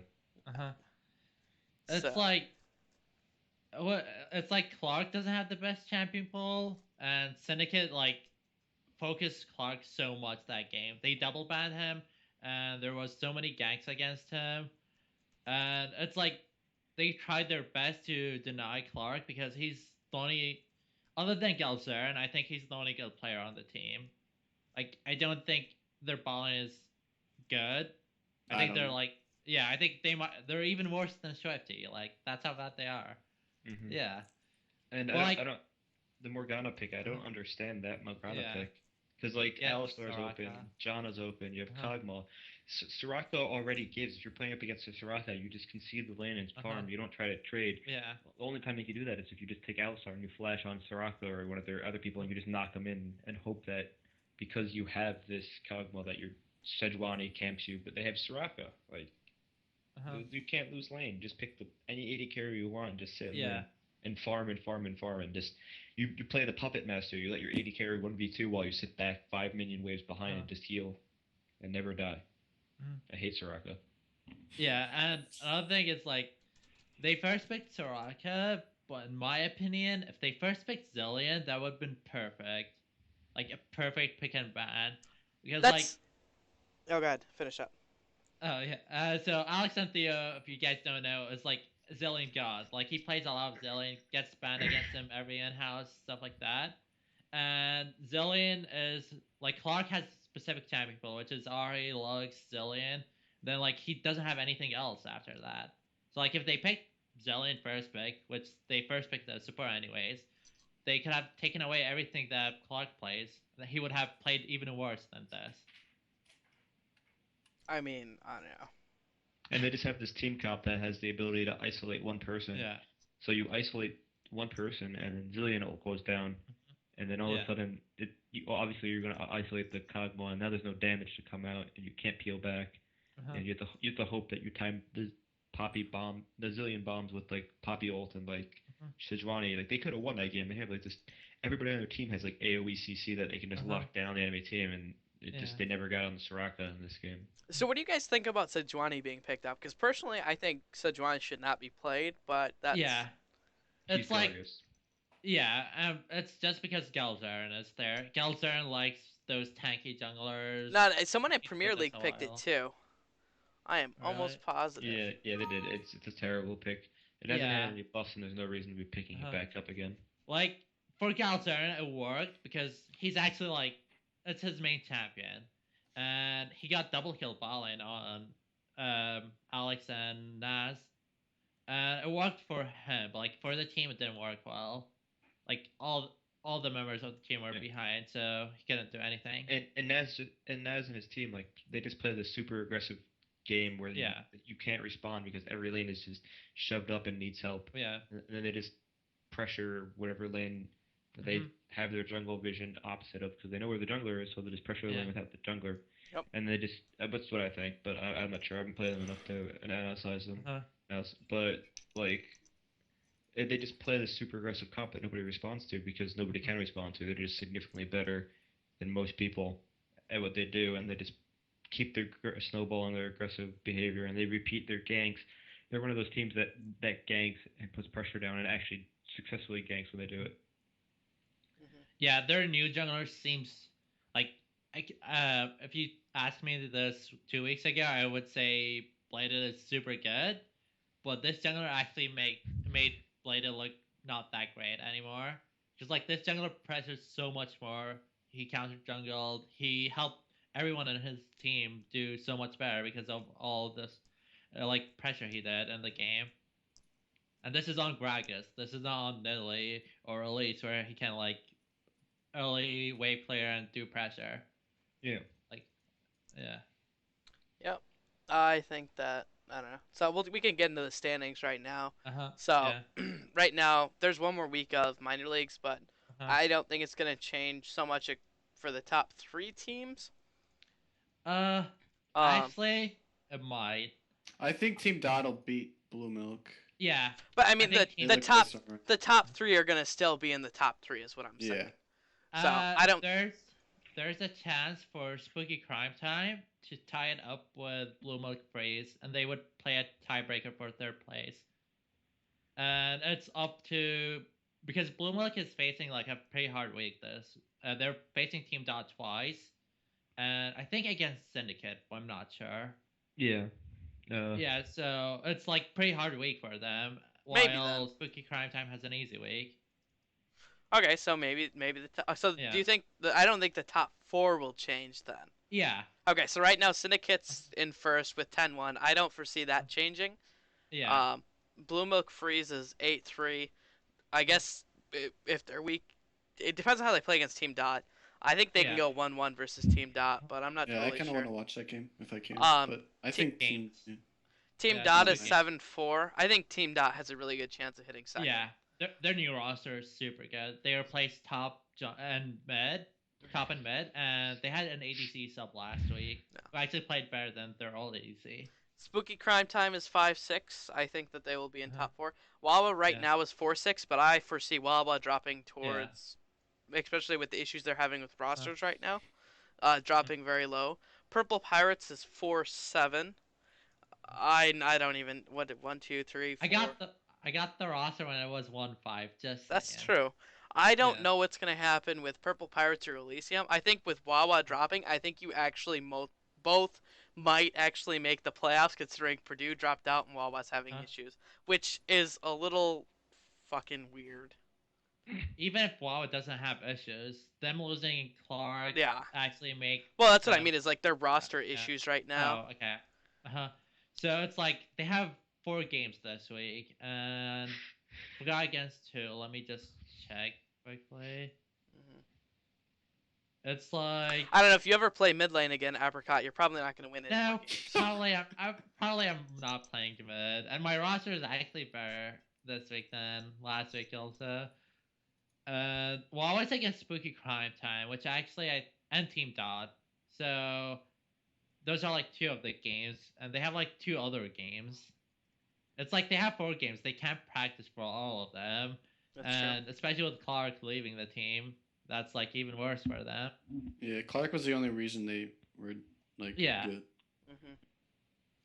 Okay, so does anyone disagree with the top 6 going into playoffs probably after this next week is probably going to be Syndicate, Blue Milk Freeze, Team Dot, Spooky Crime Time, Purple Pirates, and Elysium? I think that's fair. Does anyone have any beliefs that Wawa is going to make it in? No. No. Like, I'll Uh, Sultan, my support, is now playing mid lane for Wawa, and like, he was a fantastic support, but from uh-huh. what I hear, he's not a very good Yeah. mid laner. So I, I'm not sure why that happened, but it uh, did. So yep, that's about it uh, for me on Swift, that subject. yeah, He wanted to Swifty, make sure that Elysium got into playoffs. Yeah. yeah, Like he felt so That was bad it. for you He guys. wanted He to was like, support us from there. I need to Yeah. get. He's gonna guarantee that Wawa has no chance of winning. He's gonna go in there and like self sabotage them. yeah. That's I okay. I think there's gonna be a tiebreaker. If my team wins against Swifty's team, I think there's a tiebreaker for the last spot between WoW and Elysium. Mhm. Not sure. Do they play a game or do they? What do they do? Like, Where if, I'm not if sure you the guys are exact. one, if they're 1-1, then they don't play. If they play a game, if they're not 1-1, then they don't. It's just like that. What's the record for you guys? Wawa's 2-0 against us actually. Oh, then They, if you so yeah, we can't tie or we Yeah. don't get. okay, if you guys don't win against my team, you guys are not in, like No. directly. We're gonna win against you. So Who Okay, knows? I'll gonna believe beat- it. we're I'll gonna believe beat it. I'll Syndicate believe too. it when I see it. Uh-huh. I mean, Yeah. Syndicate could always FF again. It has happened before. Uh-huh. So They could also tilt and throw very hard. that's but true. Yeah. Or some team may actually do their prep against them and watch I- their games and figure out what I to don't do. foresee any team having good enough prep work to ever beat Syndicate. Team Dot might have a chance if they Oh, practice. maybe teamed out with new roster. Has Yeah. any team actually tried to lane swap against them? Yeah, but I know that Syndicate knows how to lane swap. Like they've Yeah. successfully. If Uh-huh. you do a delayed lane swap where you show bot lane then go top, then they're probably fine. Maybe. It shuts down the top laner really hard and it catches them off guard if they do it correctly. Yeah. But a lot of teams don't do lane swaps correctly. Yeah. I don't know if any team besides Team Dot can do a lane swap correctly, and I don't even know if Team Dot can. But I would doubt yeah. that any other team in minor league could do a lane swap. Uh-huh. Syndicate. In fact, I would bet money that no team could successfully do their lane swap. I think my team can. Mm-mm. Actually. Oh. No. we did a pretty decent lane swap. Apricot, were you watching the beginning of? All right, never mind. I probably should say it, but I think we're like we've by no means practiced it very in depth, but I think we're decent at them. Like we Yeah. have a lot of game knowledge on our team. To beat Syndicate, it feels like you need to keep track of where their jungler is going and just deny him from being able to put pressure down. But I still need to test the waters a little bit more against them to make this like we only scrimmed them like 2 days, 3 days. So, but okay, so that's playoffs. Who do you think is going to take top three? I mean, part of it kind of depends on the way the bracket's set up, because one of the top three teams could get screwed over by the way that the bracket's set up.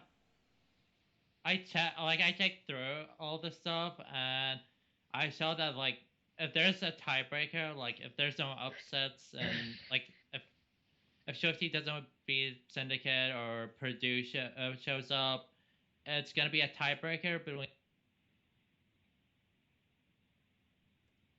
I think we lost you, Apricot.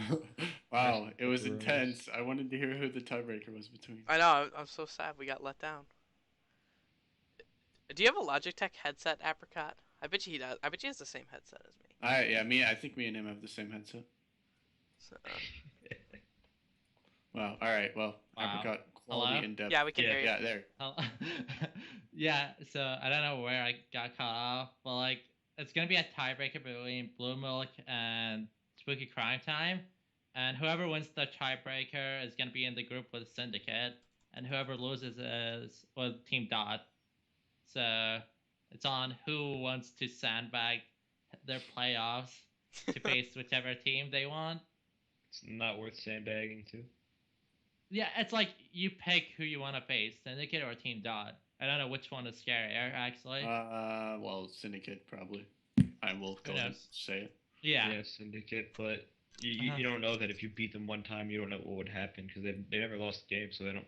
If you play that Yeah. reaction game and beat them, they Uh-huh. might tilt. They have lost games I don't think before. I don't think it's They- worth nah, it. th- I I don't- take 100%. I don't, especially like, because they definitely play in other tournaments and they have definitely Yeah. lost games. Like it's Uh-huh. not like they're undefeatable, but they haven't lost And House Party. very in House Party, but they haven't lost very many best of 3s and 5s. Uh-huh. Yeah. So, but I don't know. So, Huh. who do you think is going to take top three? And who do you think is going to take top one first? Because those people automatically move into Premier League right now. Are we all betting on Syndicate? Syndicate and Daughter and automatically. Is there a third, fourth place match? Yeah. Okay. Yeah, because third place has to be like put into. So, I would say the top 3 teams currently probably would take it. Okay, but do you think they are going to beat the teams in Premier League? Yeah. I think the top, whatever top 3 are, there will be the bottom 3. To be honest, I talked to the mods. They said first and second seed automatically goes in. Black Dog's disqualified because they have had so many games this season. Okay, so first 2 slots go in, and then it'll be third place. Third is against TDRK, which doesn't have a roster at the moment. They kicked/dropped 2 players. So the team has like 3 players at the moment. That's it. So who knows what's the roster gonna be? Yeah, it may be just a free promotion. Yeah. Which case would be interesting because there's a little bit. I do want to see how the minor league teams stack up against Premier League because there's always been that talk that Premier would get stopped by the top minor and the top minor would be the best, but like the competition is a little bit different too because right now in minor league the top teams are Syndicate, Blue Moon, Blue Moon Frost or whatever, and Blue Team Moon Dot. Freeze, yeah. Yeah, there we go. I don't know. Yeah, and I don't BM Freeze. I don't really think is that great. Like I think Spooky Crime Time might be better in my opinion. But you have like if you put Syndicate and Team Dot up against like I want to see them up against like White Lightning or somebody. Oh, I think Syndicate would stomp White Lightning just based on the fact that White Lightning's macro play is so god awful. That's the thing. A lot of teams have this terrible macro play. What's going on in Shwifty? I have a nude person. A lot of teams have this really bad macro play, like in Premier and Minor League. They don't know what they're doing. They have no objective control. They just kind of play off kills, and once they have the kills, they just try to take objectives. Yeah. I think if Syndicate and Dot are in the current season Premier League, I think they would be top 3 with Saw. I don't think they would drop a single game against the other teams, in my opinion. I don't want to say a single game because obviously they did drop a single game to Spooky Crime Time. Syndicate did. They FF'd. Yeah. So, but I think in a best of, I think that the only team that might have a chance is Saw. Maybe Saw. Yeah, that's what I thought too. I'm not sure about IT. I will say Syndicate's a very good team too, so I would give us like a 50-50 chance when we play them, just based on what mode we're playing in, and if we take them surprise with certain picks and whatnot. But it goes down to pick ban, and they're pretty decent at pick ban too. So it goes from pick ban to just being able if we can manage our waves, we're fine. If they don't get any advantages and the game goes even, we're fine. Yeah, but there's very few games where Syndicate doesn't get advantages. So I think against any other Premier team, it's not gonna be present. Pretty. Which makes me wonder what would happen if they for some reason get behind, and like their top mid and outer turrets, all their outer turrets are gone, and they haven't taken any outer turrets because they haven't played from this behind position yet. So do they know how to shot call from behind is a real question, which is gonna come up in the playoffs if they get behind in a game and they can't take objectives. How do they react? What do they do? And they haven't been tested in these situations. It's like I've watched Syndicate in other tournaments. They're not doing that well. They're like in the middle of the pack. I mean, they just won A53, so. Oh, I forgot they were using Ramsey instead of Nas because Nas is banned in Champion Circuit. Why? Yeah. So, I can't talk much because like Nas isn't in the games. But like that's something, and they had Hero too. Hero Piltover, who was another one of their subs. So a lot of the games that they've lost has been with subs. Yeah, I forgot about that. So it's like, especially for Champion Circuit, and I don't like to promote another thing because I think that their casting is fucking awful. So whoever they should really just production quality is really bad. They should really just stream it and not talk because it would increase the quality. Because whenever I hear them talk, I want to like kill myself. So beyond that, like, I don't know, they had a lot of subs, so it's really hard to say when they have subs, because everyone keeps saying that, and so I'm really interested when they hit Premier League and they get to play against Saw for a live match game, so. Like, the only thing is you can't say anything because there might be roster changes after Yeah. the season ends. Like this is every single season of House Party. Most teams like change their whole roster. Syndicate Perhaps. won't though. Syndicate's Yeah. roster is locked. I'm Yeah. pretty sure. Hopefully. I But was so Mm. like, close to disbanding my roster because it was so annoying finding players. yeah. I And feel like you there, saw Ralara. like at the start of the season, didn't you guys like have Panda, Koro? No. Oh, what's that last season? At that point, at the end of last season, after our first game, after we lost our playoff games, Kuro was like, "I'm gonna take a break," and Deadbeat was like, "I don't know if I'm staying." And I was like, "Okay." So like I got captain, and then like one day I looked and I saw Deadbeat and Kuro on TDRK, and I was like, "Wow, that's a little bit rude." Yeah, but then look what they got. So yeah. What do you think if Deadbeat stayed on your team instead of Super Frank? I think Deadbeat like is much, or I mean, obviously you're asking him, but I think like from a spectator, I think that Deadbeat's much better than Super Frank. Although I'm not saying Super Frank's bad, but Deadbeat is just it really good. does depend on the meta because Deadbeat play a lot of like Gnar and like Gnar and Darius, and like those champions aren't in meta anymore. So it depends on if you be able to adapt to meta and whatnot. I like Frank's positive mentality. He's always has positive mentality, and he just kind of he's always feeding the team with his energy because he's always pretty positive. Because how can you be negative if you're fucking Super Frank? His name's not even Frank. Yeah. Feels bad. Yeah, it feels bad, man. Especially when your name gets taken by your friend, right? Oh my god, look at Rasmus finish that bottle on stream. Bottoms up. I'm done. I did say I would finish it. I was not lying. So I'll fall off your chair too. We don't need two in one night. I will not. I can. I'm really looking forward to seeing that on the as a highlight somewhere. Some memes of that, right. please. Yeah. Okay, so do we want to take? Let's take Twitch questions for both of these anything two, and comment. then we will call it a night. Sure.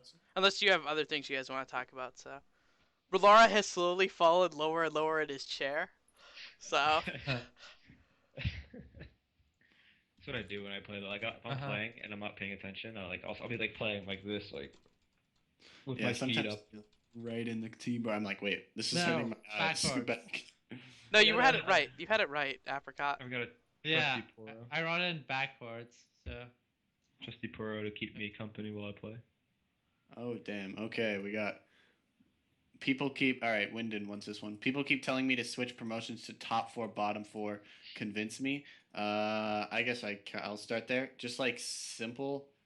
There's like so many new teams coming in every season in the minor league. Like it's not the same thing as NACS into LCS because there's basically always the same couple teams that come into the NACS that go into the LCS, and then there's such a big skill discrepancy between those teams. Like usually the teams that get promoted to the LCS are pretty much trash, to be honest. But then in the minor league, when you look at the top 4 teams, or like as a whole, the entire league is basically on the same skill level as the minor league. Like the top teams are probably better, but the bottom teams are probably worse. But like as a whole, I'd say the league is pretty much even. So I mean, it's not the same thing. So I guess that's my shitty argument. I think the bottom of minor is worse than the bottom of premier. Yeah. But I think if your goal is to actually increase the like skill level and competitiveness, then you would drop out the bottom 4 every season, and you'd make it so that way it's faster for the leagues to change. So like Spooky Midnight is like got on by the like hairs of their teeth. So, like next season, you're gonna have Syndicate and, like probably I'm like assuming Syndicate, Team Dot, and I'm not sure about the third one, but like these 2 teams are gonna be in Premier League, and then the bottom of Premier League is probably like I'm assuming if no roster changes, it's probably gonna be like TQR, maybe Spooky Midnight, Vanquished. Yeah, Vanquished for sure. Yeah. So, like, these teams are going to be the next in line. Next season, these 3 teams are gone. And then the season after is going to be, like, the golden age for House Party, where every team is going to be good if no roster changes. Like, what the fuck are you talking about? And I don't like the bottom 4 promotion because that means you're sending one of the teams that went to playoffs out of it. if ID and White Lightning flunk in playoffs, you have the chance that a third, fourth place finished team can get demoted. And it makes no sense. Oh, to I send didn't the even team think to playoffs. about that. Yeah. Yeah, you send the team to playoffs, and then the team in playoffs loses, and then they could possibly get demoted. It makes more sense to send the teams who aren't in playoffs there, because then you play a game, you lose, and then you play another game and you lose, and now you're decided if you lose 3 best of 3s in a row or 2 best of 3s and best of 5 in a row, you have to get demoted. Isn't the way that So it works in harsh. LCS though is the bottom of their like playoff thing? If you lose that bottom lane, you're the people who have to face relegations. It's the bottom 3 teams. Okay, so because there's automatically 2 that right? Is it 2 that normally because Soul 7 dropped. Yeah, and Lucker Dogs disqualified. Yep. So, so how many spots are there normally in Premier League? 10, right? Oh, Dev's pointing out that I think you did the math wrong. No, it wouldn't make sense though, because it'd be 2 versus 2 versus 2. It'd be like teams. It'd be basically there'd be 3 brackets, and then one team wouldn't play a game. If you take that out, 7th, 8th, 9th, 10th place. How many teams are in Premier? Because I know that there's 2 people who dropped, right? So 6. It'd be what, 3v. It's 10 teams and 2 are gone. Yeah. So 8. Yeah. I mean that would because they take the top 6 to play in playoffs, so the bottom 4 would be. I say keep it like how it is. Yeah, I'd like the 3 team. Like that's for fun. Now, TQR and Vanquish are safe from. Wait, there's another team I think, because like TQR is safe directly. Like they're not in playoffs and they're not in relegations. And Vanquish is like in the bracket. Like if TQR was in the relegation match, I think there's a chance they would lose. It's gonna be a close series in my opinion. So yeah, in like 2 seasons, HouseAfterParty is gonna be good, like Premier League, because it's gonna be all the stacked teams. I think it depends on what the administration is looking to do. If they're because like when we had Anson on here, Anson said that his goal was eventually for HouseAfterParty to get to a point where this was like the beginning stages of before like NACS or LCS, which means he wants a really really high competition level. Which they need to get a fucking media specialist already. Like I don't know how they don't have one after this long, but that should be like whoever's doing one of your other jobs, like the website, should probably drop to do media or something. Because you need content. There's no content. Yeah, because no one gives a fuck about a website if there's no content. So you need highlights. You need like highlight plays from like casted and uncasted games. So whoever said it would never happen, you're wrong, because like every time there's a Reddit post, like I don't know why there isn't a Reddit post every time Swiss League happens. Yeah, sure, you get flooded with people who stay for a little bit and drop, but then there's a lot of people who actually stay, right? Which builds up your content numbers. So like. Whoever is doing social media, like they need someone to do that and to work on it really hard. So, like, it's like montages don't even need to be good. It just needs to be like string highlight plays together of top 5 plays for the week. Or uploading your videos on YouTube, like that's really easy. Like I just hit this local record button and then I upload it. It takes me like a little bit. So whoever's doing it, they need to work on that. And then, like, if they really want the competition, then I think the best way to do it would be to make it, like, at least for a while, knock out the lowest 4 teams, like, because it would make it faster. I don't think it's the competition that, like, is the big thing. It's more on, like, showing other people that HouseAfterParty is there to, like, watch, not only to play. Yeah. Because everyone who's, like, in the league is, like, for Premier League, there's, like, around 50 people watch it. Like that's like the average number. But I mean that's where that media specialist comes in. Yeah. They should be working on like. Well, it fluctuates because like during Swiss tournament it goes up to like 100 or so, and sometimes during Academy League it's like at 102. And then I remember during Swiss tournament last year, like in 2015.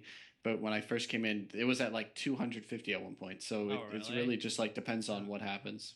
It's like because. During Swiss tournament is where people posted on the league subreddit. That's it.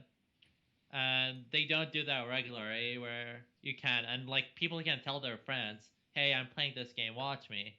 Yeah, that's what I do. So okay, Let's see. next Any other Twitch big question. questions here? Yeah, give us more questions.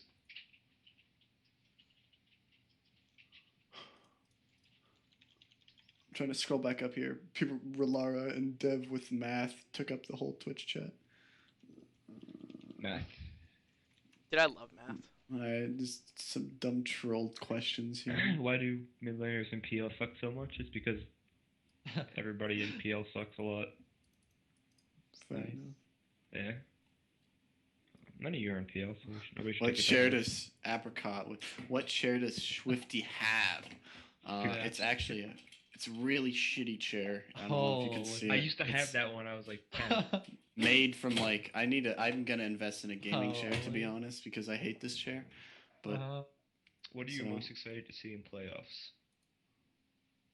I'm to be honest, I'm most excited to see IG's new roster because I Yeah. have never actually seen Gordon Ramsay play in a game ever. Like he's always been a sub, and then I just want to see if they mesh well. To be honest, because I really like Splash. So I want to see Syndicate be down in the Same. game and see how they respond. Yeah, Syndicate That versus tells- Team Dot. would Tells be you a lot about their interesting. mentality. Because if they tilt, it doesn't. Who knows if their shot caller will tilt with them? And with their shot caller being, isn't it Naz? Now I think since it's a they group. no, it isn't a group. Oh. You are wrong, Apricot. oh, No, I'm it's guessing. nope. Actually, for a long Okay. time it was. Now it's kind of shifted since they've had new players on the team, which is actually one of the reasons why is because it's very hard to shot call and play AD carry. So that's true. Yeah. he still does. Thing to be honest, He like, still I- does I some re- things, like, but that's one. respect the hell out of Naz for that because like I never talk when I play AD carry. Like you have to focus. It's like Yeah. everyone's like, man, jungle has to do all this stuff. I'm like, yeah, you do, but you like talk when you're doing it. Like as it put one time in my solo queue game, this guy got random AD. He like was forced to play AD carry. He never plays it before, and like after the game, he's like, you have to be on fucking crack to play this role effectively. Like I'm like, oh, that makes a lot of sense to be honest. Yeah, But it's just like I don't know. You can't. You cannot like as much as Naz is like good at shot calling and playing at the same time. Like at a higher level, that'll just never work. To be honest, You can see it in the current. Fnatic is doing that currently, and it's not working for them. Yeah. If what happens if you tilt Naz and you put Naz behind so far that he's not doing any Well, damage? that's why I said that they've changed that since Uh-huh. because that was the problem is like when you Yeah. get into like A53 and you're playing against all really high players who it's a lot I harder. like this question. Ralara, what are your best vape tricks? Let's see some. There's this thing where I don't have any vape tricks, man. It takes all the money on my wallet now. At least you're not where getting pants. I do this thing that where I'm shop calling. I'll be vaping, and as I get more stressed out in the game, it just keeps happening more and more. So my team knows that I'm stressed. It's a good indicator of how really under pressure we are is by how often you hear the whistle in the background. Very nice. Team would know. Like sometimes you hear me hit it and they'll be like, "Oh, he's tilted." Okay, is there any more Twitch questions?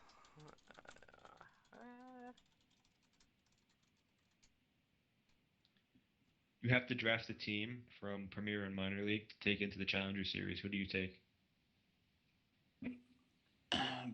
I'd No one. say Can't I'll choose start. yourself. Can't choose yourself. Oh darn. Okay. I'd take mid laner probably. Actually, I'll start from the top down. I will take Alcantos probably in the top, just since I'm not Alcantos or Deadbeat. Although Deadbeat doesn't play right now. Wait, is this out of picking out of both Premier and Minor? Or is it just one? Both. I thought you said both. Did you? Oh yeah, you can pick Yeah. both. Yeah, I'll take Alcantos in the top lane. Jungle. I don't know if Syndicate's new jungler is good or not, so I can't really He's judge pretty it. good. He's pretty Okay, good. well I can't just take Apricot's Yeah. quality word here. DMX is, I really think DMX is good. I'm trying to think of junglers. I never really pay attention to them, so whatever. I'd probably just go with DMX. He's the only one that really sticks out to me. Mid lane, Lil Frosty is really good. Um, this is taking a long time. Splash probably. I'd probably take Splash, You'd Lil fucking Frosty. Wow. No, I mean I'm no, what I mean the? I'm just like saying good players. Like I don't know which one's the best to be honest. Like Splash, Frosty. I know uh, Blue Mo freezes. Both of their mid laners are good. I don't know. It's too many people to count. I'd probably take Naz for AD carry, or just since like I'm not trying to draft a guy with like a set shot caller, just like the best players I think, and Naz like with his mechanics and combination of shot calling probably puts him as the best AD carry. And then support I'd take either Alex and Theo or 909 if he's still playing for Vanquished. I'm Rest not in sure. peace, Ralara. Or nah, sorry, Okay. ditching you. But yeah, that's my team, my super team. Apricot, go. All right. So my team would be Syndicate, but instead of Naz, Akanda, and Naz is the coach of that team. Think that would be the best? Yeah, I think that would be better. That's pretty much Yeah. what I was gonna say. Because Akanda is actually the highest elo in HouseAfterParty currently. He's challenger 450 points or What something like account's that. he on? Because like I never can. Wait, I'll link it in the Twitch chat. That's the account he plays on. That he's actually trying to go to an ACS with a team that he has. Syndicate's jungler, who's Bulgarian jungle, their sub jungler actually, is the jungler of Akanda's team. And I don't know, like I know Akanda since high school, and I think he's mechanically the best player in HouseAfterParty overall. But like his team sucked, so and they never showed up. Yeah. Ralara? For top, I'd probably go with. I'd probably also go without Kantos for top. For jungle, I'd probably have to go with my own of DMX, and then mid lane, I might actually go, like you said, Splash or maybe even Bubbles, just because of the Yasuo god. Wait, you would pick Bubbles over Frosty? I don't. Yeah. No, I'd just go with Splash, just hands down. For AD carry, I'd actually go with Muse because Muse has actually played a bunch of games in challengers, not in Challenger Series, but like in Challenger 5s and stuff. So he has the mentality and the ability to play up there. And then for support, I'd probably either go Philly or Collateral. I wouldn't go 9091 that guy because like even though everybody says he's good, you never see him make any standout plays for his team despite being so high elo. That's the one thing I never noticed. Like he doesn't. I don't know if he's not shot calling. It just seems like he's not in the game and coordinated because like he's supposed to be this high elo like support that's like pretty good, but he never does anything that puts his team ahead in his games. Yeah. He never puts them behind, but he never does anything to give them the push. Yeah, I'd probably go with almost the same thing Apricot said, actually. Yeah. So, like, yeah, that's probably honestly what I would do. The same thing, like all of Syndicate except for, like, switch Naz to a coach position because I know that he coaches NACS teams, Challenger 5s teams as well as, and he gets paid for it. So I know that his value as a coach is. Yeah. Who? Naz. Notorious. Yeah. And like it's either Akanda or maybe even Muse. Muse is very good, I would say so. So he's not even playing on his best champions right now because none of them are in the meta. Yeah. So Vishra asked, each of us get to pick one champion you think is competitively viable on the current patch, not seeing play. Hard pick. I actually have to go look at the champions. Same. Akali top tank is one of them. Yeah. But I don't really. That a lot. It's mediocre. Sivir is a big one, in my opinion. Jin mid. I think Jin's really strong. I was just I don't gonna think say he's good Jin. mid though. Like he's so vulnerable to like if the other team has a Gragas, you literally just lose the It's game. the same thing as like Same thing. playing Varus mid though. Yeah, I but was just that's gonna why say, no one plays Vars mid Where right now. where would you put Jin? Bot lane, where there's another support that has CC and a jungler? I think he's better in bot lane. I disagree. I disagree. I would too. say Jin is there only if you have Morgana on the team. That's it. Yeah. If there's no Morgana, you can't play him. Or Thresh. Maybe. Let's see. Is Karma actually played? Yeah, She's- it was played this week. God She bless was it. played, but I don't think Karma's Yeah. good. Yeah, same. Okay, can I say builds instead? Like, I think Yeah. everyone's running their fucking wrong CDR ruins for mid lane, so. I went CDR runes when I Okay. played mid. No, but people always either are running 15% CDR, which overcaps you, or undercaps you, Uh-huh. which is just fucking bad. Yeah. Or they like Think to I- do 6 scaling and then 3 random, but Yeah. like mathematically the best thing to do is 6 flat and 3 scaling. Uh-huh. So I don't know. Maybe Swain is actually a good pick right now. Ooh, penguins. And Talon. Talon's a good pick that's not seeing any play. Sivir is a big one, but like she's getting played a bit. Yeah. She is being played. Yeah. I'm not sure if people are playing Sen.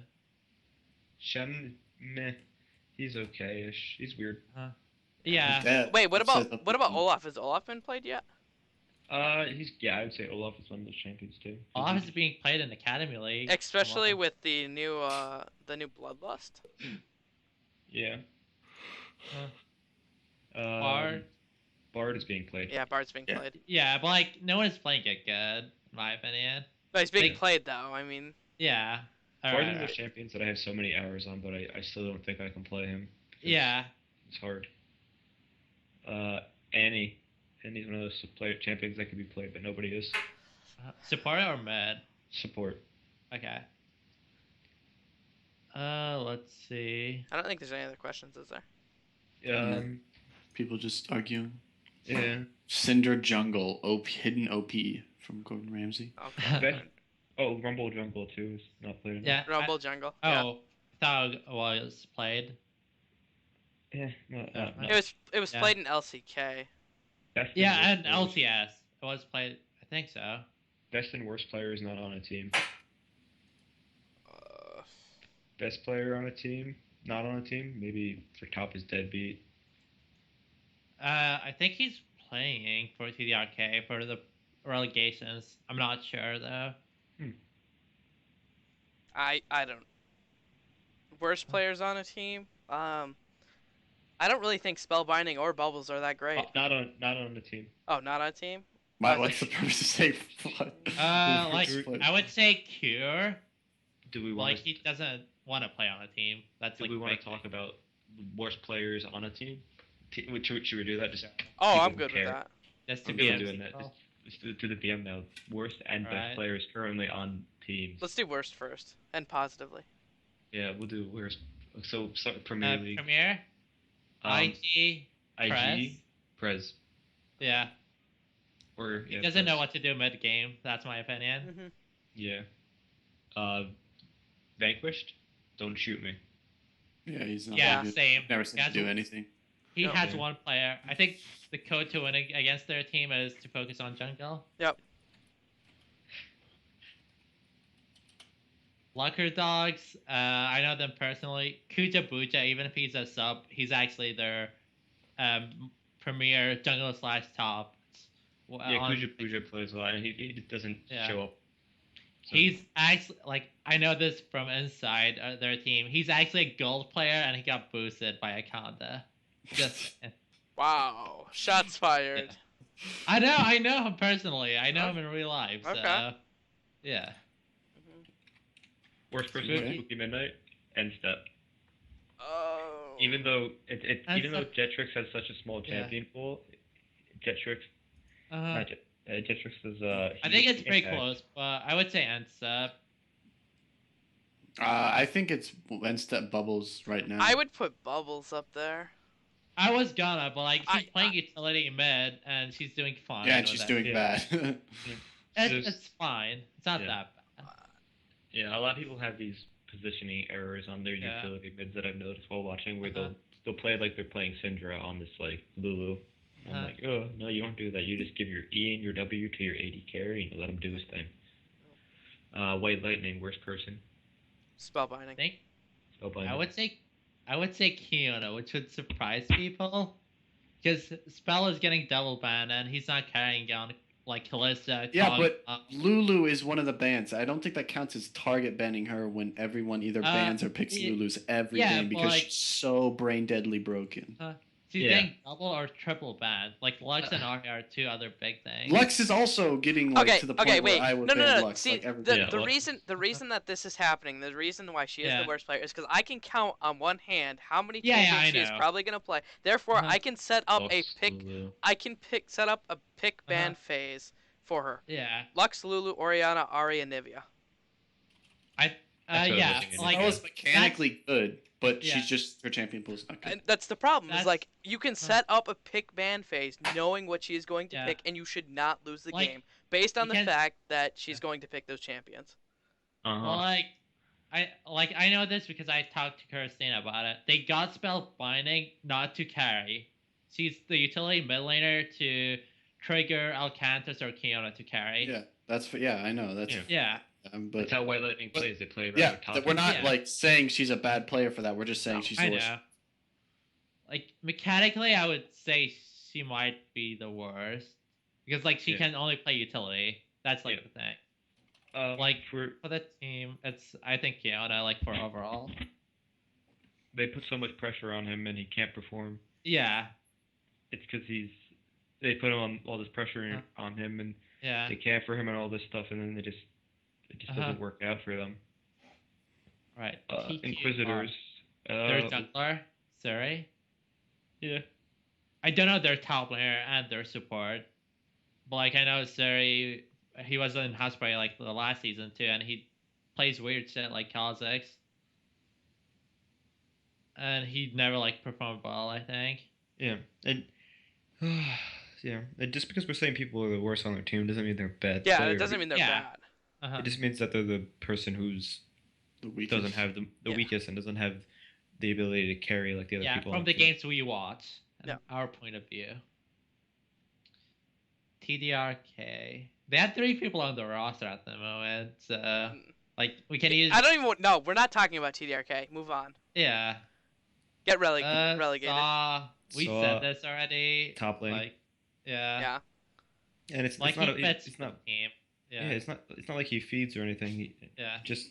And we haven't put him on any situations to carry because we put Muse and Gunshin in those situations. But that's a good thing for us is people don't expect it from him when it does come out. Never lucky. I don't know who they used last week for support. I think their support's pretty bad, to be honest. Like I've never seen them stand out. Talisman always does good. Their mid laner always does good, but the support like just kind of sits there. I'm pretty sure they used a gold support this week. I'm not like I think so. I'm not sure. I don't know. Soul 7. It doesn't. Everyone. Wumple. Okay. Moving on to minor league. I need a link. Hold on one sec. Oh, just saying this directly. I'm the weakest link on my team. Come on, we haven't gotten there yet. Give yourself some time. Just saying it before anyone says it. Starting with Syndicate. I'm gonna keep my mouth shut on most of the stuff. On Syndicate, their weakest player. That's a little bit hard. Their old weakest player was definitely Bladed. Yep. Yeah. I really can't tell. I won't know until I see more games. Out of Frosty, Naz, and Alex, I'd say Naz is their weakest player. Probably he's like really good like shot callingly, but I think like he's like and he knows what to do and he knows his matchups, but he's just like it's not like he's bad mechanically. He's just like not as good as Alex and Frosty. I want to see when he doesn't have to shot call. Yeah. So, because, like, they just did their new roster, so that's what I want to wait for. So, but I don't think he can play as mechanically well when he shot calls. So. Yeah. Who's the next team? I don't know Blue what Milk Freeze. order. Let's just go down the Blue standings. milk. It's like I would say Wiener. Yeah. Or two. Like Yeah, I've so never it's- seen him hit a smite. I'm not kidding. Every game He- I see. Oh yeah, I forgot to in our game he got Yeah. a blind Bard Q smite stole or blind Bard Q stole dragon at level level 6 maybe. Oh, A shit. smite steal over the wall from Gragas Uh-huh. stole dragon and a Lux Laser stole dragon. We stole 3 dragons that Uh-huh. game. Granted, I've- he did have a smite steal on our Baron, but Oh, he did use uh-huh. 3 dragons. So I'm pretty sure same thing happened with when they faced Syndicate in another tournament. Wiener, I'm not sure if he was on this roster or on Team Dot, but they faced Syndicate where every single dragon was stolen from their team. And it's like every single game I see him, he gets every objective stolen from him. That's Mhm. bad. So that's moving something on they is have. Team Dot. I don't know because they just did roster swaps. Yeah. I would- I don't know. I would say their support. perhaps. Clarizio, that's what I was thinking Yeah. maybe. Yeah. So. Especially if John is open. If just because a champion's open, he's gonna pick Uh-huh. it. Like I don't know if that's how they do it, but like if John is open and he picks Yeah. it just because John is open, that's a terrible way to decide a champion pick. Uh-huh. Okay. Moving on to Spooky Crime Time. Deb. I don't think Yeah. so. Wait. Who's our top laner? Measure. Measure. I was just gonna say, no, Measure. Last season. Come on, like Yeah, he's Measure. well, Yeah. but he's playing well recently, but he's still their I weakest got player. I got Treg because he changed his name. I got Treg. Do we Yeah, have to do? Wait, we still have to do best players on every team too. yeah. Oh, Oh, we should have done that at the same time. It's fine. It's fine. Wawa. Does Wawa even matter now that they're doing roster changes Both. again? It's like Opposin. Opposing maybe. Opposing. Or Zar. Zark played fine. You know. I think Zark played better than opposing. Catch away Pupper. So Get your TDRK number 1, Zark, right? Catch Oof. it. Elysium. Yeah. Shwifty. I mean, you can meme all you no, want. I know. it's either Shwifty or Vishra. I don't- I don't know how. enough. I mean, like, I'm just gonna like We- debate. I I'm haven't gonna. seen the support. I haven't seen the support play. If Sultan was there, I would have said Sultan. I'm just gonna base it on Sultan based on the fact that we haven't seen it yet. Yeah. So, and I think Sultan was better than both of them. So He wants to say things, but he can't. I know, it's great. Because he's against me. It's because he's like he doesn't want to give anything away, but he wants to defend his team. Yeah. He's like no, he's not terrible. He's good on. No, I understand. So and I think that's it because Purdue's gone. Well, my team, I'm the weakest link. Because I'm playing jungle, Kappa. And mid You're sometimes. good at Apricot. You said you're bad at mid and bad at jungle. What do you I do? was just gonna say, what like- the fuck are you good at? I don't know if you guys know about this. Like, I used to be good, and then I stopped playing League. I went back to Kuwait, played professional soccer, stuff like that. Came back last month and didn't read a single patch note and just played League. Hey guys, this guy does stuff in real life. Yeah, I hear a lot of Real- excuses. yeah, I know. More excuses. Who's the next team? Purple Pirates. We did. I think we're That's done. it. Uh-huh. Best teams and best Best players player. on teams in Premier. Premier. Industrious. I Splash. I Splash. don't and don't know Sun. about the new roster now because like we haven't seen a single game of Ramsey and Noided. Like if it was the old roster, I would have said Stunned or Nieto, but now I don't know. Maybe Splash because I don't know Yeah. the other two. Vanquish. Can I skip this one? Can I do that too? Yeah, we can all skip Vanquish. That's fine. Lucker Dogs. Shpanga. I would say Conda definitely. Conda? What the fuck? Yeah. I said Shpanga mostly because he's the one that stands out to me in games when we play against them. But it's hard to get scrims versus Lucker Dogs. Yeah. Well, because like I know Spongo too, and he has like a limited champion pool. Apricot, what the hell don't you know? Like every time we talk about something, Fuck. like, oh man, I know him I personally. used like, to be on Liquor Dog. we used to like have dinner every day, you know? Mhm. Like I used to live like 5 minutes away from all those people on Liquor Dogs, all of them. Like that, those 5 players on the roster. Spooky Midnight. Harper Lee, hands down. Maybe Yeah. Harper Cola, whoever shot. Yeah. I would say Harper. like both of them together. I don't know. Like they're bot Harper. lane. Next. White lining. Alcandos. Yeah. Yeah. Like I would say Keanu, but I haven't seen him that much. Like he didn't Did you say improve. he was the worst player on the team? I said Spellbind. Keanu.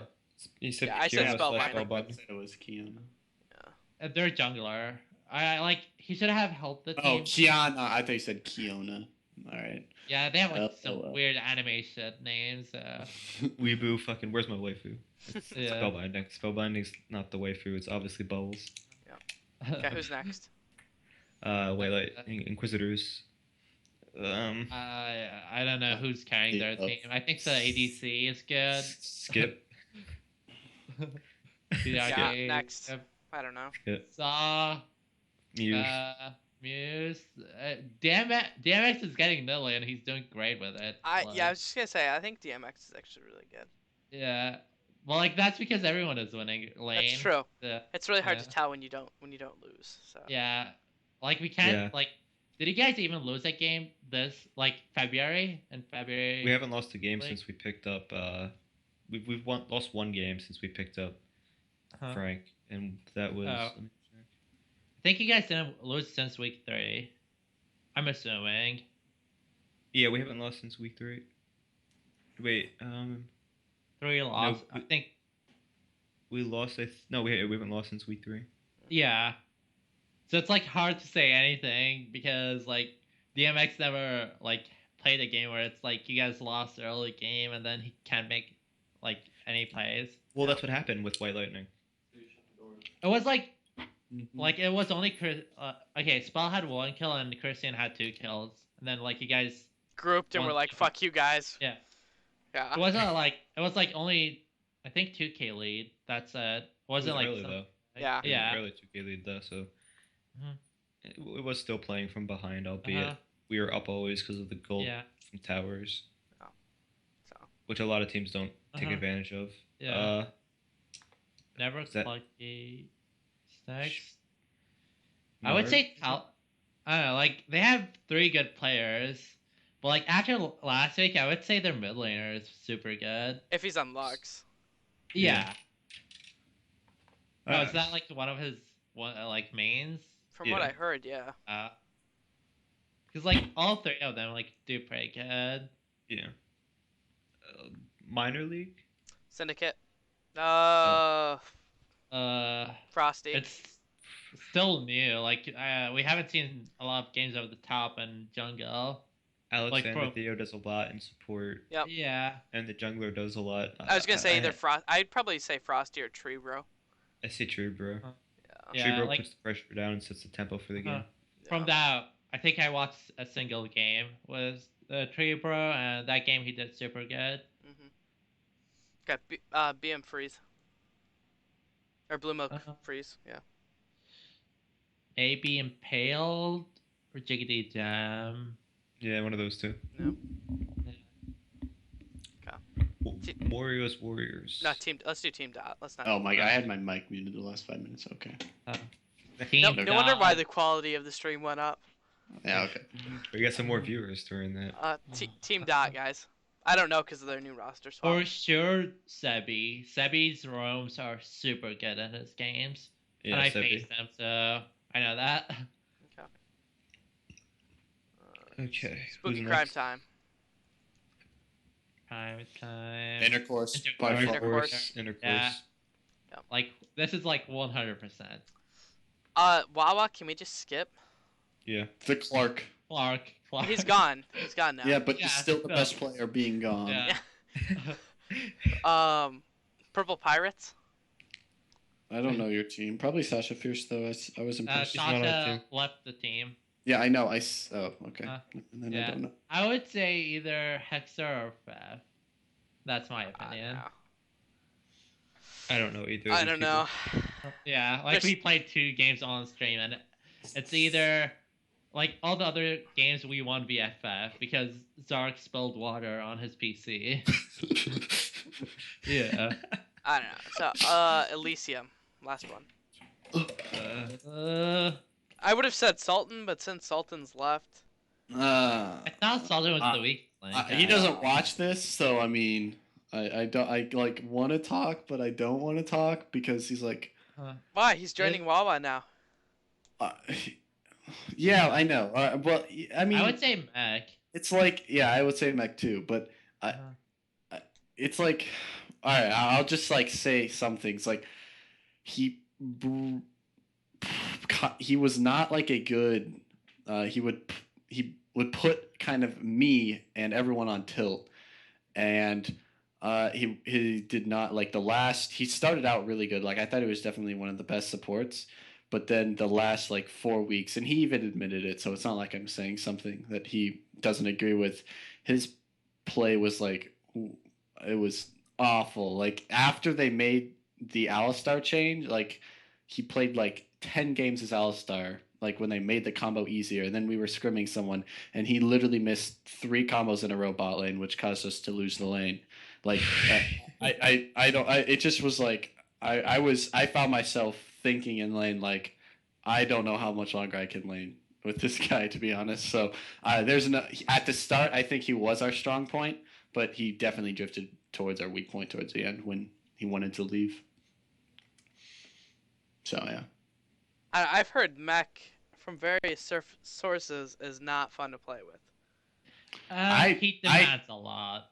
All right, there's like I feel like he's like me in a sense where he just kind of says he like I'm saying like a lot because I don't know how to kind of put this into my thoughts into words, but he does demand a lot and he says what he's thinking. Like Hughes says the same thing. I personally have no problem with it. Yeah. Like Sultan would talk to me a lot about like, oh my god, Mech is really pissing me off, and I'm just like, yeah, well, I mean, I guess you got to deal with it or something like that. But I have no problem with it. Me and Mech are probably we talk a lot after games and stuff about what happened and what we think we need to do. Yeah. But I mean, there's people. Everyone's different. So some people wouldn't. There's certain people that I know wouldn't like to be on a team with Mech, and I know there's people out there that will be the same way. But I personally have no problem with it. Yeah, like I used to coach Vanquish when they were good, which was like Mechaner top and Alcantus was mid, and like there was a problem because I forgot who was the jungler. I think it was like Chad Noir, who's like Alcanta's friend, and he was like super quiet. And Meg was like just saying, top lane is free, you can kill him. Top lane doesn't have flash. And people on the team took that as passive aggressive because like he's asking for ganks. But that's because he's the only one on the team who's feeding information, while everyone else was like quiet. And that was like a problem. Like as a coach, I was like, that's not Meg's problem, that's the team's problem because they're not communicating like summoners and stuff, except top lane. So it was weird back then. But yeah. And I think that rounds us out then. Yep. Cool. Yeah. I have one question. No 10-minute analysis because I want to go to bed. But my Premier League versus Minor League All-Star team, not like don't pick individual players, but who would win? Syndicate. Wait. I mean, yeah. Oh, like team versus team? No, Like- No, best- like just like taking the best players, which probably would be all of Syndicate, Yeah. versus the best. Okay. I think there's gonna be a limit. Like 2 Assuming players you from can each limit, team. yeah. Assuming Yeah. two players a team. Players team. All right, we don't need to go into the team depth, but yeah. I would still. I don't know. Premier. To be honest. Premier. I'd say Premier. Like yeah, it depends. if you can only take 2 from a team, Uh-huh.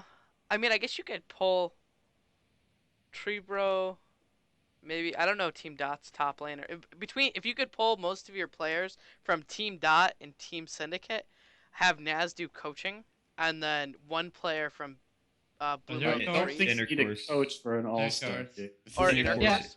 Like Of course, AD carry. the only Yeah. big problem is if we're following pattern of last season and the season before a house party, the all-star matches, like to pick the players, it's like on a vote. So like Bags was the minor league ADC for a season, so like you can't say anything. Like I'm pretty sure like maybe some people will meme Shwifty and put his name there, Um, then minor league would do bad. I feel like ignoring that comment. I feel like someone put this suggestion in Slack the other day about how the casters, staff, and then the Yeah. minor players themselves vote on Uh. the minor league, and then the Premier League does the same thing. Yeah, Yeah, I would say so. I think there are more quality players in Premier League, and so based on statistics, I think Premier League would have a better chance at having a better team because the only teams you would probably pull players from in minor league are like Syndicate, Uh-huh. Team Dot, Team Dot, one and then player from Intercourse. Intercourse, and Mhm. that's pretty much it. That's your player pool. Yeah. So your player pool is very very much smaller. The problem would be like I'm not sure if people from Syndicate are gonna show up. I mean, not Syndicate, Team Dot are gonna show up for the All Star because like they're like not into the community that much. Same thing with people like Akonda. I don't think if he would get voted in, I don't think he would want to play. Like a lot of people would do the same thing. I think. So I'm not sure.